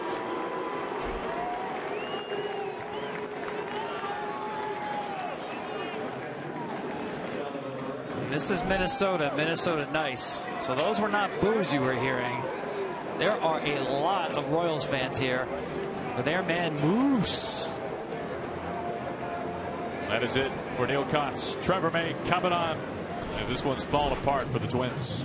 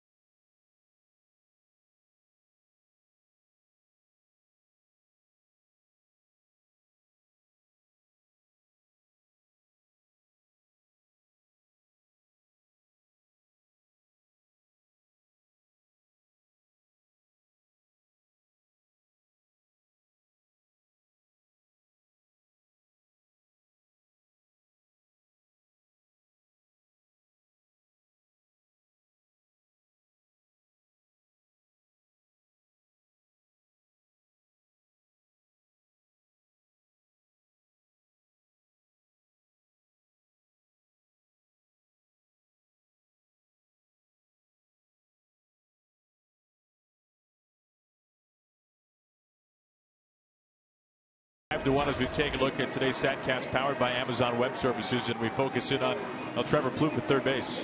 Yeah, look at his position at third. Ideally, you'd like to be a little bit lower because the ball comes at you at 97 miles an hour. Obviously, that's why they call it the hot corner. You can be standing around all day getting very few, if any, chances, and suddenly the ball's on top of you. So most third basemen will be down a little bit lower, almost like a tennis player returning serve at 130 miles an hour.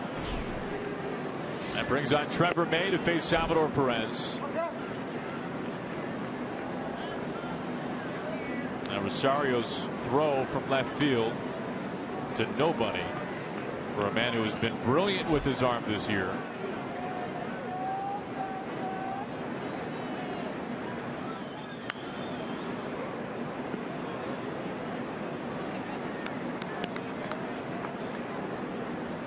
Meanwhile, for the Royals, this is their first inning scoring 4 runs since the 12th of last month.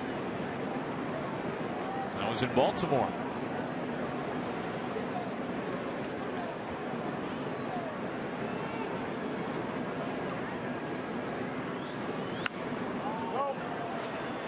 You know, again, we talked about the Royals, 4 consecutive years, the fewest strikeouts in all of Major League Baseball.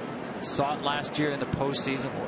It's really what makes them so dangerous. The inability of the Twins to get the big swing and miss without the pure power arms in the bullpen against this lineup. It's a bad combination for Minnesota. Good one for Kansas City.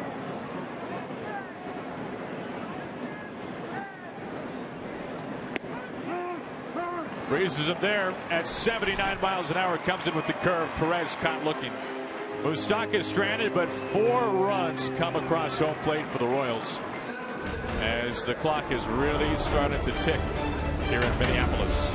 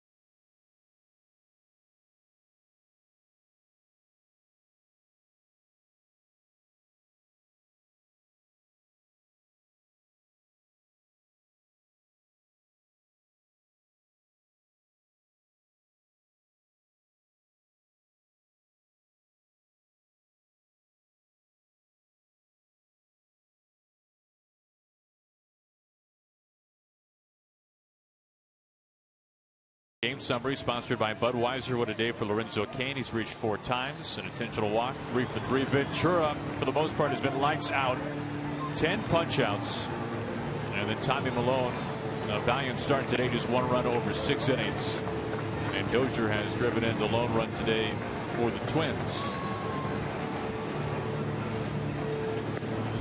Ventura back out to work things in the bottom of the 7th inning.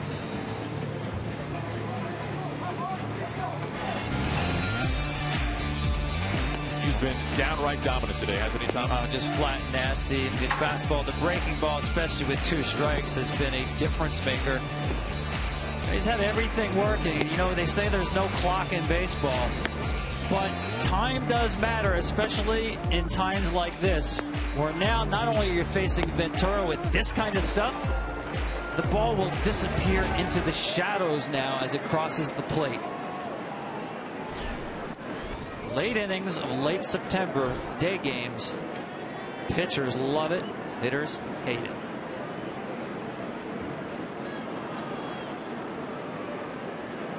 Eddie Rosario struck out swinging on 99-mile-an-hour gas in his last at bat. This time a soft pop-up. Escobar there for round number 1. How about we get another update from what's going on in Arlington? For that, we check in with Ryan Field.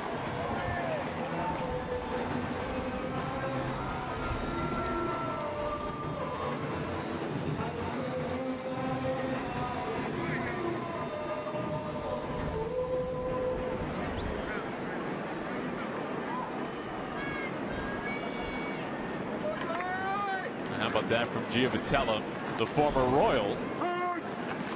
Missed some time with a nerve issue. Just impairing his vision. A big hit there for the second baseman for the Angels. 1 out, nobody on for Hunter.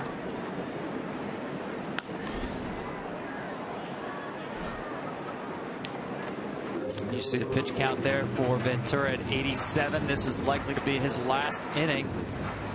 Ned Yost telling us not likely to push him beyond 100 today. Let's remember too, Aaron, this game has meaning to the Kansas City Royals. And there's no question about that. The meaning isn't quite as pressing as it is for the Twins. For the Royals trying to keep pace. Right now they are tied with the Blue Jays for the most wins in the American League, trying to get past Toronto in that category. Strike 3 called. Hunter rung up 11 punch outs. That ties a career best for Ventura. Well, today's telecast is sponsored by Dodge and also by Warner Brothers Pictures Pan in theaters everywhere October 9th. We'll take another look at that pitch to Hunter. From the light to the dark, and the 2-seamer tailing back over the plate. That was a great shot where you can see the sunlight on the ball, and then it got dark, and then the reaction of Ventura like, yeah, I'm good. Meanwhile, here's Danny Santana pinch hitting in Suzuki's spot. Boy, how'd you like to come off the bench and face this beast? 0-2 already. Oh my goodness. I mean, we talked about it. His nickname is Ace, and that's not just a nickname now. That's his responsibility. A team that went out and got Johnny Cueto. He's their best pitcher right now, Yordano Ventura.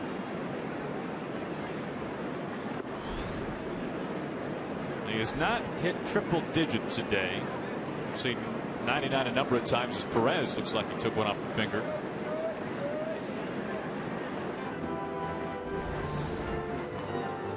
Once this ball, I don't know if it hits the plate or close to it, skips up. See that index finger is outside of the glove.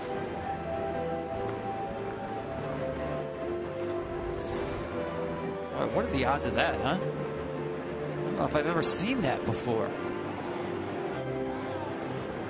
This will warrant a trip out from the trainer. Ned Yost on check on things as well.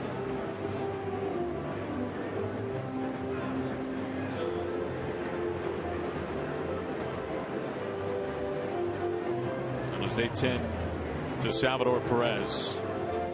The MLB postseason begins on Tuesday with the AL wild card and Wednesday with the National League wild card. Then on Thursday, it's game one of both American League Division Series, only on FS1 and streaming live on Fox Sports Go. You could see Aaron. He was in some pain there when they touched that tip of the finger there. Once again, you'll see this pitch hit the ground, the back of the glove, and then the finger.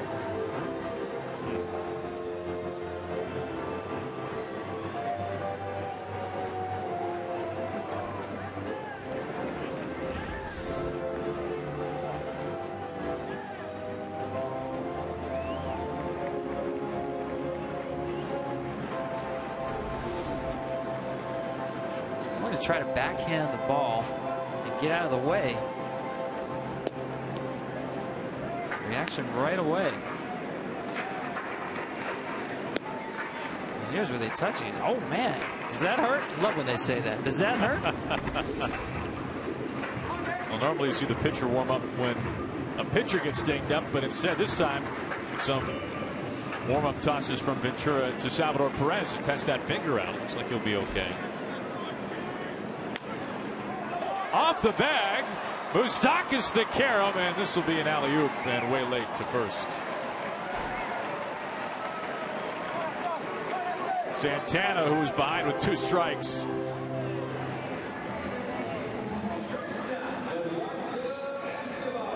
It's actually a bad break for Minnesota because that's a 2-base hit until it hits that pillow standing there on the white line.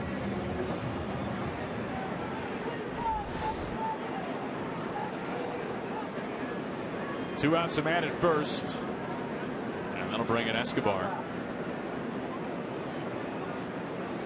Escobar has twice struck out. The last time it came looking, and he was not pleased with the call.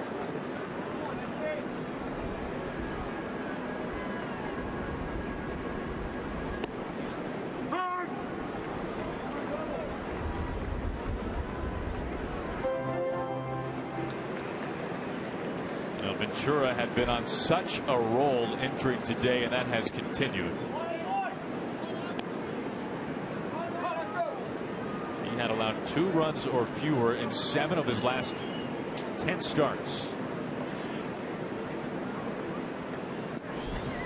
And he's ahead now 1-2.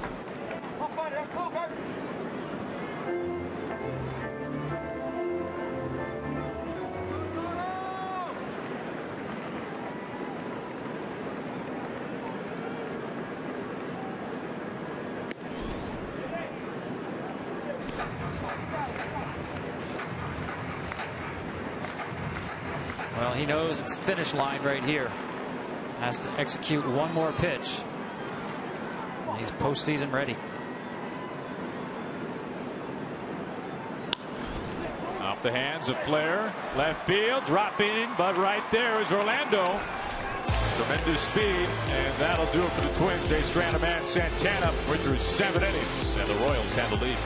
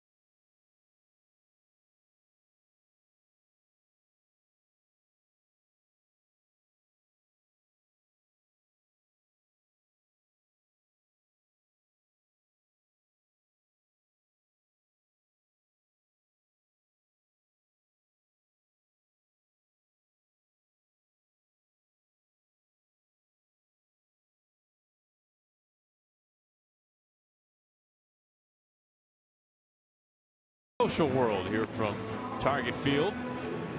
This was an early one today. First pitch at noon. You can see the sunrise here from Target Field in Minneapolis. Boy, one of the most beautiful ballparks you will find anywhere in the game. Tag your post with hashtag #SwingDataData, and T-Mobile will keep the conversation going. Data strong all season long. 5-1 Kansas City as we start the top of the 8th. New battery. Chris Herman will take over behind home as Suzuki was lifted for pinch hitter Santana. And Tonkin up on the mound to work things in the 8th for Paul Molitor's Twins.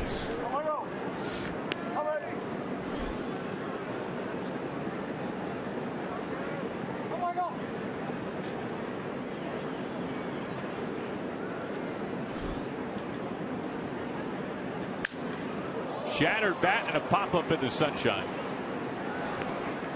Escobar for 1 out. Now for more on the Royals and what was a month of September, we check in with Ken. Well, I spoke with one veteran yesterday who said, frankly, he thought the Royals were bored in September. They went 11-17, but keep in mind, they entered the month with a 13-game lead, clinched the division 9 days before the season ended. And we talk about home field advantage, but they had it for the division series because of their record. They had it for the World Series because of the All-Star Game outcome. So really, we're only talking about home field advantage in the ALCS. I don't know about you guys, not a very powerful incentive to me. No, it's a fair point, Ken. You can see there that was their first losing month of the season. You know, the numbers back up what Ken said about the home field advantage in the LCS. Team with the home field advantage 19-21 in those series. Tells you there's no advantage, right? But I'll tell you what the Toronto Blue Jays have going on in Toronto right now, that's a home field advantage. I would not want to give that team games 1 and 2, 6 and 7. You know, we're jumping ahead, of course, but that's who they're competing against for that home field advantage. They are a scary team right now, especially when they're at home.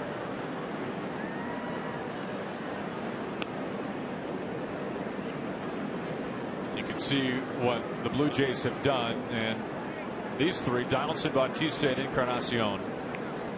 And you add in guys like Russell Martin, Tulowitzki. This is a scary good lineup, and when they are at home, not only are they at their best, but Rogers Center gets turned into a beehive. I was talking to Paul Molitor about that. Of course, he was there in 1993, 50,000 strong every night there. And the noise they were making, and he said from what he hears, it's even louder now than it was in '93.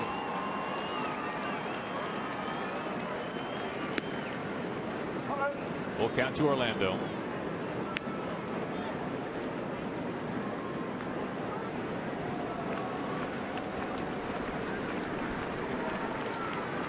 Today's actually the anniversary of those '93 Blue Jays finishing the year with 1, 2, and 3 hitters in the batting race. Olerud, Molitor, Alomar. Just incredible numbers. And the Blue Jays tonight are at the Trop. They play against Tampa Bay. They'll have to go up against Chris Archer.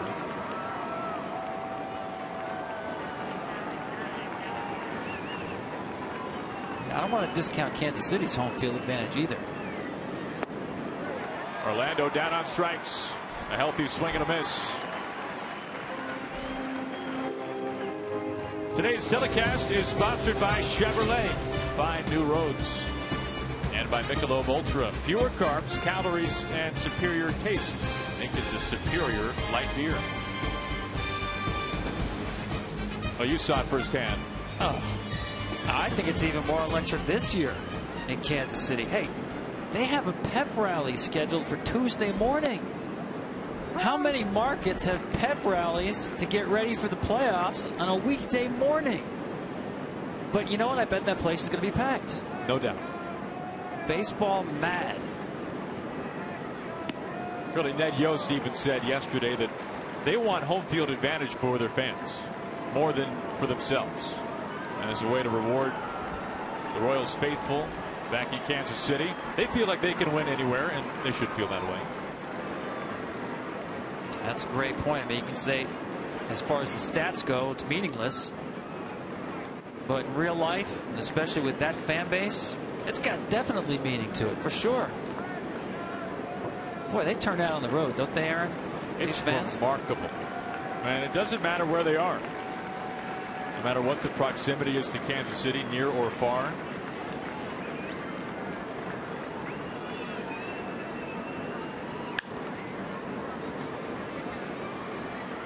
Easy play for Escobar. Escobar out to Escobar, and that's it. They'll end the top of the 8th. We go to the home half. Royals by 4.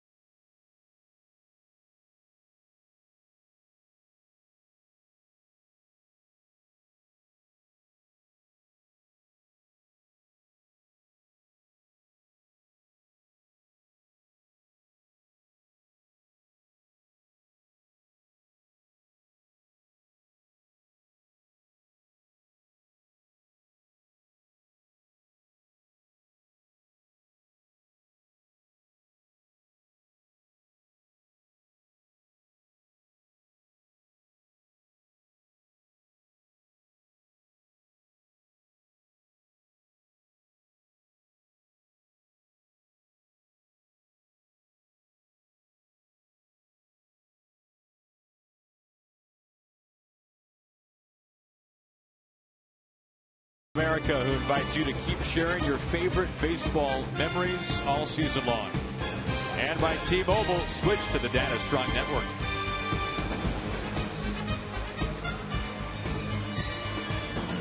You can keep up with the pennant races in true HD quality on MLB.TV Premium. Watch every out-of-market game live on more than 400 supported devices. Real-time highlights, live look-ins, pitch tracking widget, and more. Visit MLB.TV today. On a handful of changes for the Royals as we turn the page to the bottom of the 8th inning. Gerard Dyson is off the bench. He's in center field for Kane as Kane takes over in right field. Rios done for the day. And a new pitcher up on the mound. It is lefty Danny Duffy.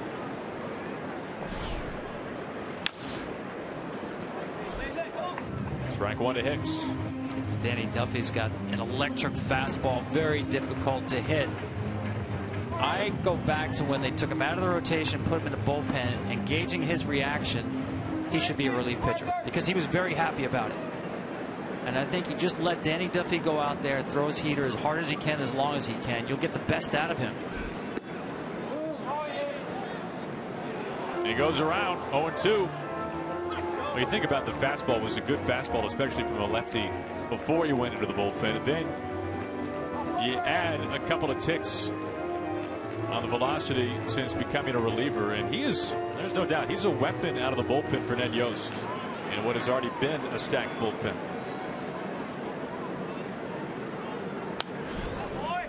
And the point is, it's not easy to stand out in Kansas City's pen, and Duffy can. Yeah, it's a great point that his stuff, like most guys, will play up in shorter doses out of the bullpen rather than starting. But it's also, it takes some mental weight off of you, not having to worry about extending, trying to get a lineup out 3 times, conserving some pitches.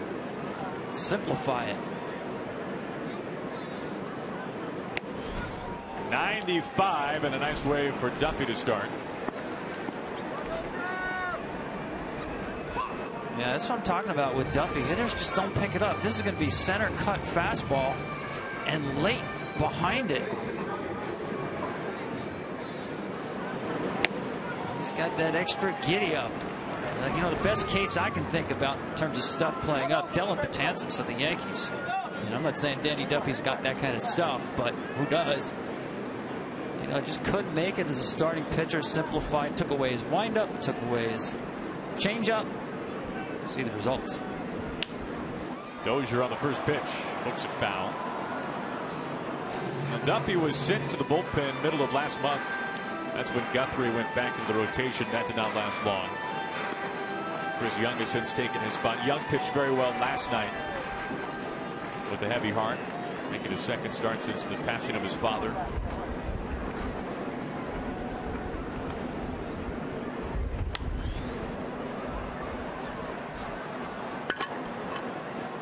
Hosmer on the track. Out number 2. Well, I call that man right there the rabbit's foot, because they just win when he's in the leadoff spot. Good things happen. Last night, how did the winning rally start? Punches a single out there to center field. Today, 7th inning, 8 pitches. He fouled off 2 on the full count and drives this one into the gap. We talked about it. The record for the Kansas City Royals is incredible with this guy leading off. Ned Yost can't explain it, but somehow it works.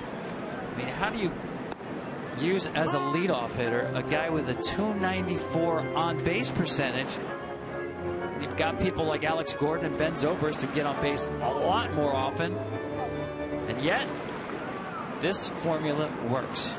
Don't try to explain it. Ned Yost can.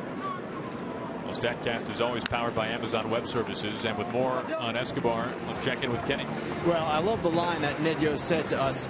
Find me one of those sabermetric dudes to figure this one out. And the bottom line is, it makes no sense statistically. Sub 300 guy on base at the top of the order, but when Gordon was at the top of the order, when Zobrist was at the top of the order, they had sub 300 on base percentages. The Royals are next to last on base percentage out of the leadoff spot, and yet they won 93 games. You can't figure it out. Danny Duffy, meanwhile, 9 pitches, couple of punch outs, retires the side in order.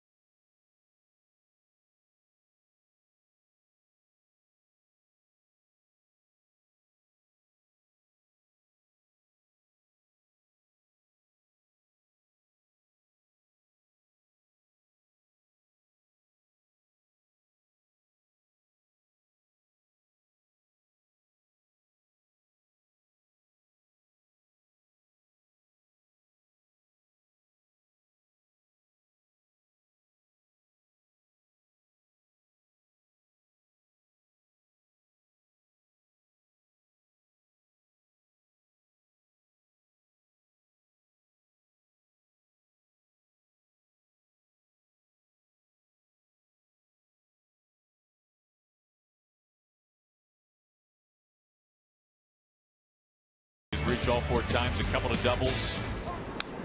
Escobar had the triple, which helped to galvanize that 7th inning for Kansas City.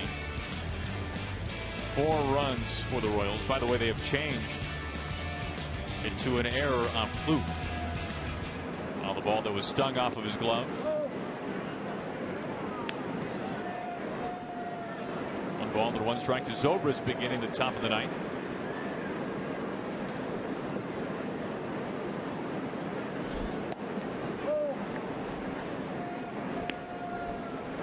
Johnny Gomes is not going to be happy about that scoring change. That's right. Statcast had that over 90-mile-an-hour bullet at third base. Loses a base hit.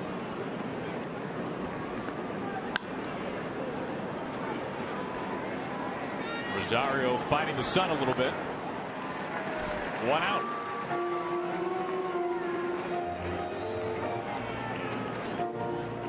Tonkin, 25 years old, from Glendale, California. He's been back and forth between the minors and the majors. This is now his 5th stint with the Twins this year. In the shade, it is not warm. Snow could be falling at any moment. But really a beautiful day. But if you're in the shade, it's a little cooler. In the sun, and especially being a Royals fan, it's just awesome right now. A lot of Royals fans on hand today.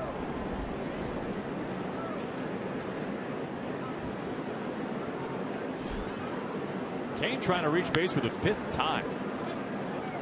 What happened here? Dozier gobbles it up for out number 2. Well, Tom, how about we take a look at our Pepsi's most thrilling historical moments of the game. Last year, this day, Hosmer, another extra inning win for the Royals. Could you believe that? What a run. That was the 3rd consecutive postseason game the Royals won in extra innings. The first team to ever do that. And here is Hosmer with 2 outs. You think about where it started in the wild card game. That 12-inning game, the A's led 7-3 going to the bottom of the 8th inning. The Royals came back to win it, and as Ned Yost has put it very simply a number of times, the wild card game changed everybody, Ned Yost included. A lot of people thought he was done. Booed off the mound when he took Yordan Ventura out of a relief appearance coming out of that game. Right back to Dozier. Side retired in order by Michael Tonkin. We go to the bottom of the 9th. Final 3 outs in the Twin season unless they can rally back.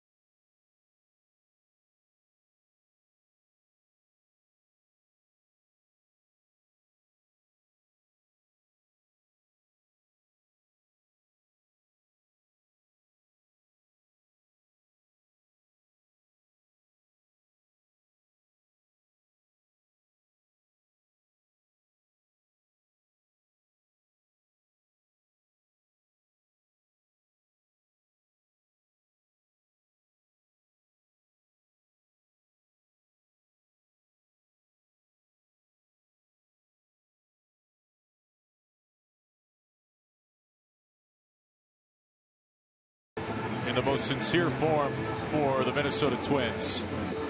Torrey Hunter, will he play again next year? Not even he knows the answer to that question right now. Sano will lead things off as we go to the bottom of the 9th inning. One thing about this Minnesota season, Miguel Sano is going to be a star. He reminds me of Mark McGwire. Yeah, I went McGwire. Why? Because incredible extension. Look at the comparison. That's McGwire as a rookie. Sano, obviously a rookie this season. Look at the arms, the way the bat extends out incredibly far.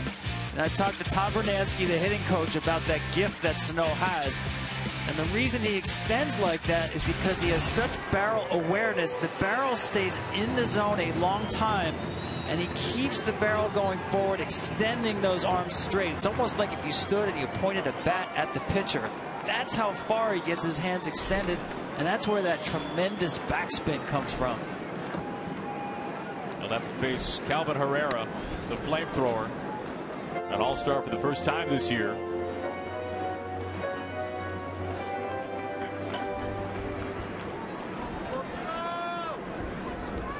Sano without a hit today. He has walked twice.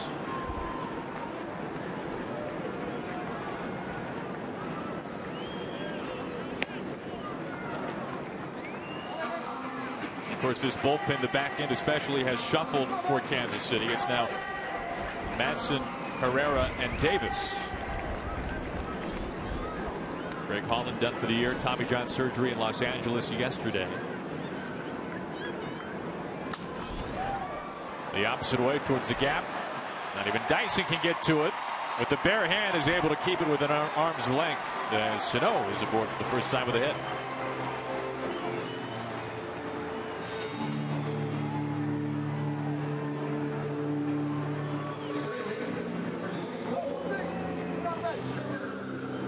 Leadoff man aboard for Plouffe, and we'll check in now with Ken Rosenthal down on the field. Ken, this was a season that not many expected the Twins to be playing meaningful baseball. Game 161. Not at all, Aaron, and a lot of people have wondered, how have they done this? You look at them statistically, 8th in runs in the American League, 10th in ERA. Their run differential suggests that they should barely be above 500, and starting about late May, you heard from sabermetricians, this team is bound to regress. And yet they never really did. They showed resiliency. We saw their young players emerge like Sano. And frankly, they're set up nicely for the future if they can get their pitching straightened out. This is a team that had some things go their way statistically. Hitting with runners in scoring position, save percentage with the bullpen. But you've got to give them, again, a ton of credit for taking it to the next to last date of the season. It's been a remarkable story and season for the Twins this year. Plouffe to bunt again. Moustakas can't hold on. 2 aboard for the Twins. A great idea with the execution on the second try by Trevor Plouffe. Need base runners right here. Third baseman playing back, puts it in a perfect position. I'm not sure even a clean field by Moustakas right here. He has Plouffe at first base. One thing you cannot measure statistically, the impact of Torrey Hunter on this team. I'll go back to when this team started 1-6. They looked awful, getting blown out night in, night out. What did that man do? He put Bob Marley on the clubhouse speakers and said, guys, we got to be happy. We got a long season ahead of us. That sounds like a little thing, and it's just one example of the influence of Torrey Hunter. You mentioned the start to the season, losing 6 of the first 7. The beginning of the year began with a 3-game sweep at Comerica Park in Detroit. They were outscored, the Twins were, 22-1. The Twins did not score their first run of the season until the 7th inning of Game 3. So as people predicted that this year would be a struggle for the Twins, well, the first 3 games certainly proved that point, but what a turnaround it was. A tremendous month of May for Minnesota. They won 20 of 27, nearly half those wins within the division. Doing a lot of that without Irvin Santana. Yeah, and think about that opening day, how their team looked. Phil Hughes was the starting pitcher. Danny Santana was the shortstop. Kenny Vargas was the DH. Oswaldo Arcia was in left field. Jordan Schaefer was in center field. And Glenn Perkins was the closer.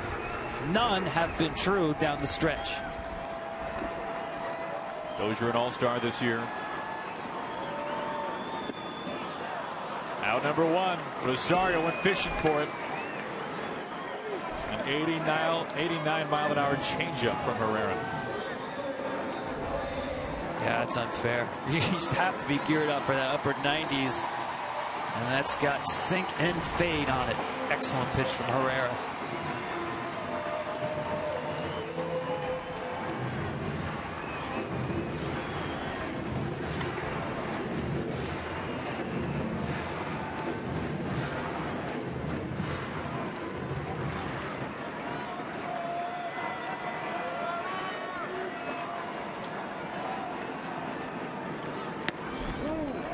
Ball 1 to Torrey Hunter.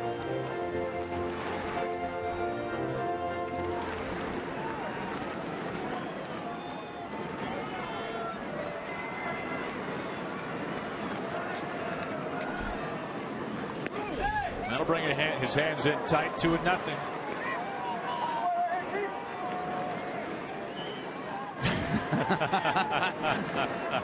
Still having fun at 40. In the shadows, heat right on the hands.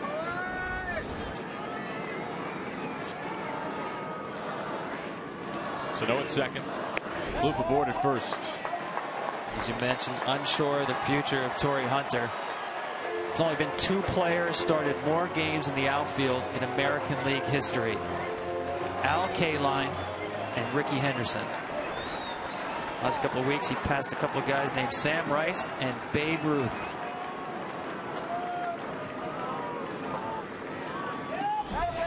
Four-pitch walk, and they've got him loaded. Now this is a little more interesting than maybe we would have thought. The tying run is coming up for the Twins.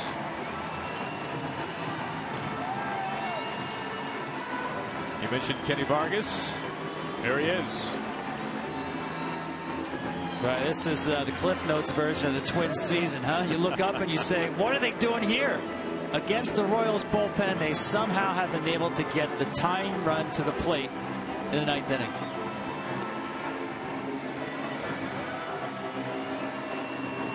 And they may have to get through Wade Davis to keep their season alive. And it looks like that'll be the case.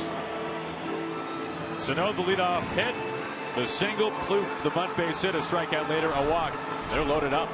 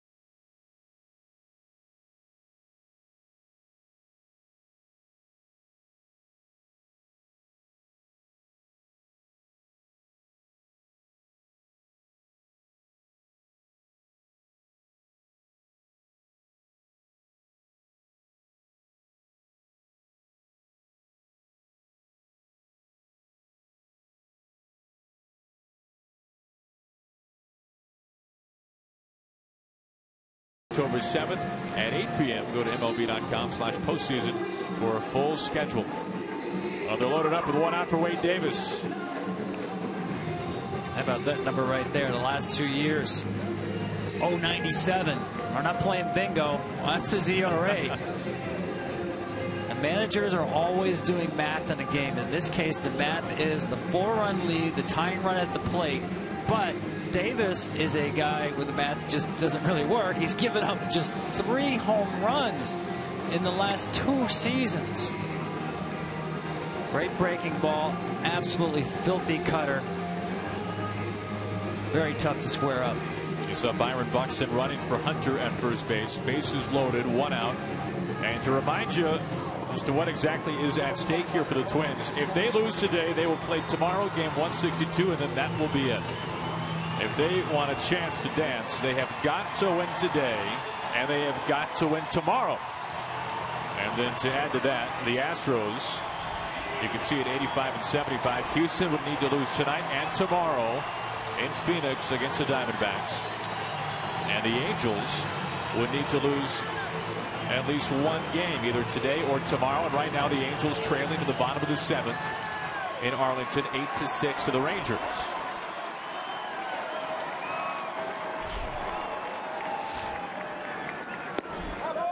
First pitch missing low. This is Vargas off the bench.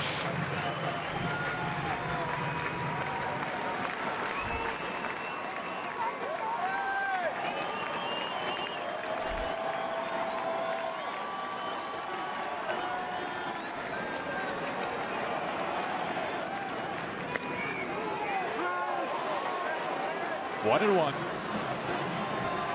The break on that cutter is just really nothing like it because of the combination of velocity and movement. It moves like a slider, but it's got premium velocity. Everybody on their feet here at Target Field.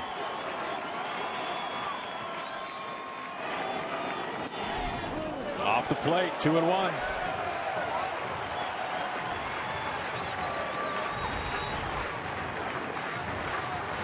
So Perez set up inside, and that ball was outside corner. Probably that's why he didn't get the call.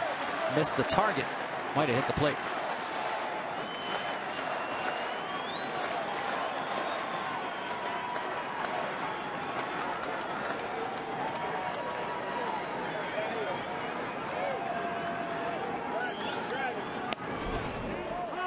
Burns some heat in at 97, 2-2. Not that he's easy to hit, but that might have been the best shot at getting to Wade Davis. Fastball holds its plane right above the knees, but center cut. Grand slam ties it for the Twins. Down to their final 2 outs. They've got them loaded.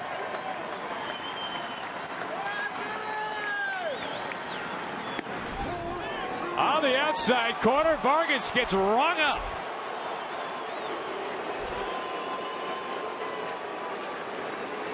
One out left. Now go back to the 3-1 pitch. Got to be a little more aggressive right here. That's over the plate, and now too close to take right here. This fastball does catch outside corner. Perfectly placed. On that last shot, you can see just the tremendous movement on that pitch from Davis. Now the Royals closer. 2 outs, bases full. It's up to Eduardo Escobar.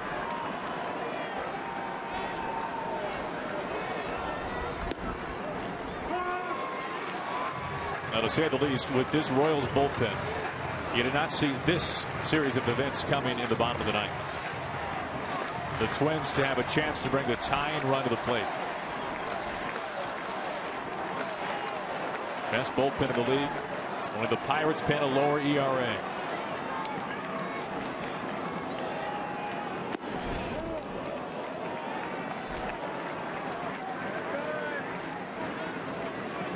Escobar, good numbers. 7 at-bats, 3 hits with the bases jammed this year.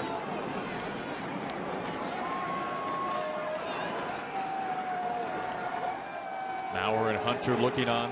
All they can do is watch right now.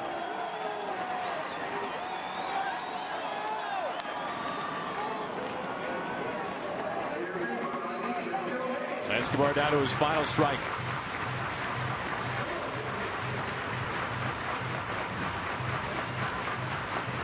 It has been an improbable season for the Twins, to say the least. Their Hall of Fame manager, Paul Molitor, in his first year, and their hopes for a chance to play in the postseason. Down now to a 1-2 count to Escobar with the bases full.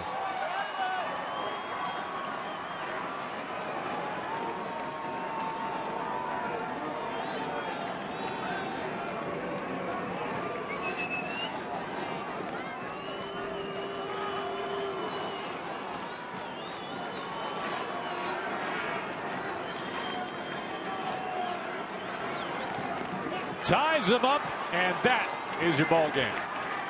The Royals win it. The Twins eliminated.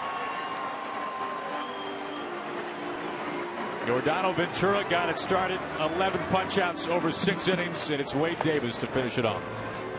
Improbable run for the Twins.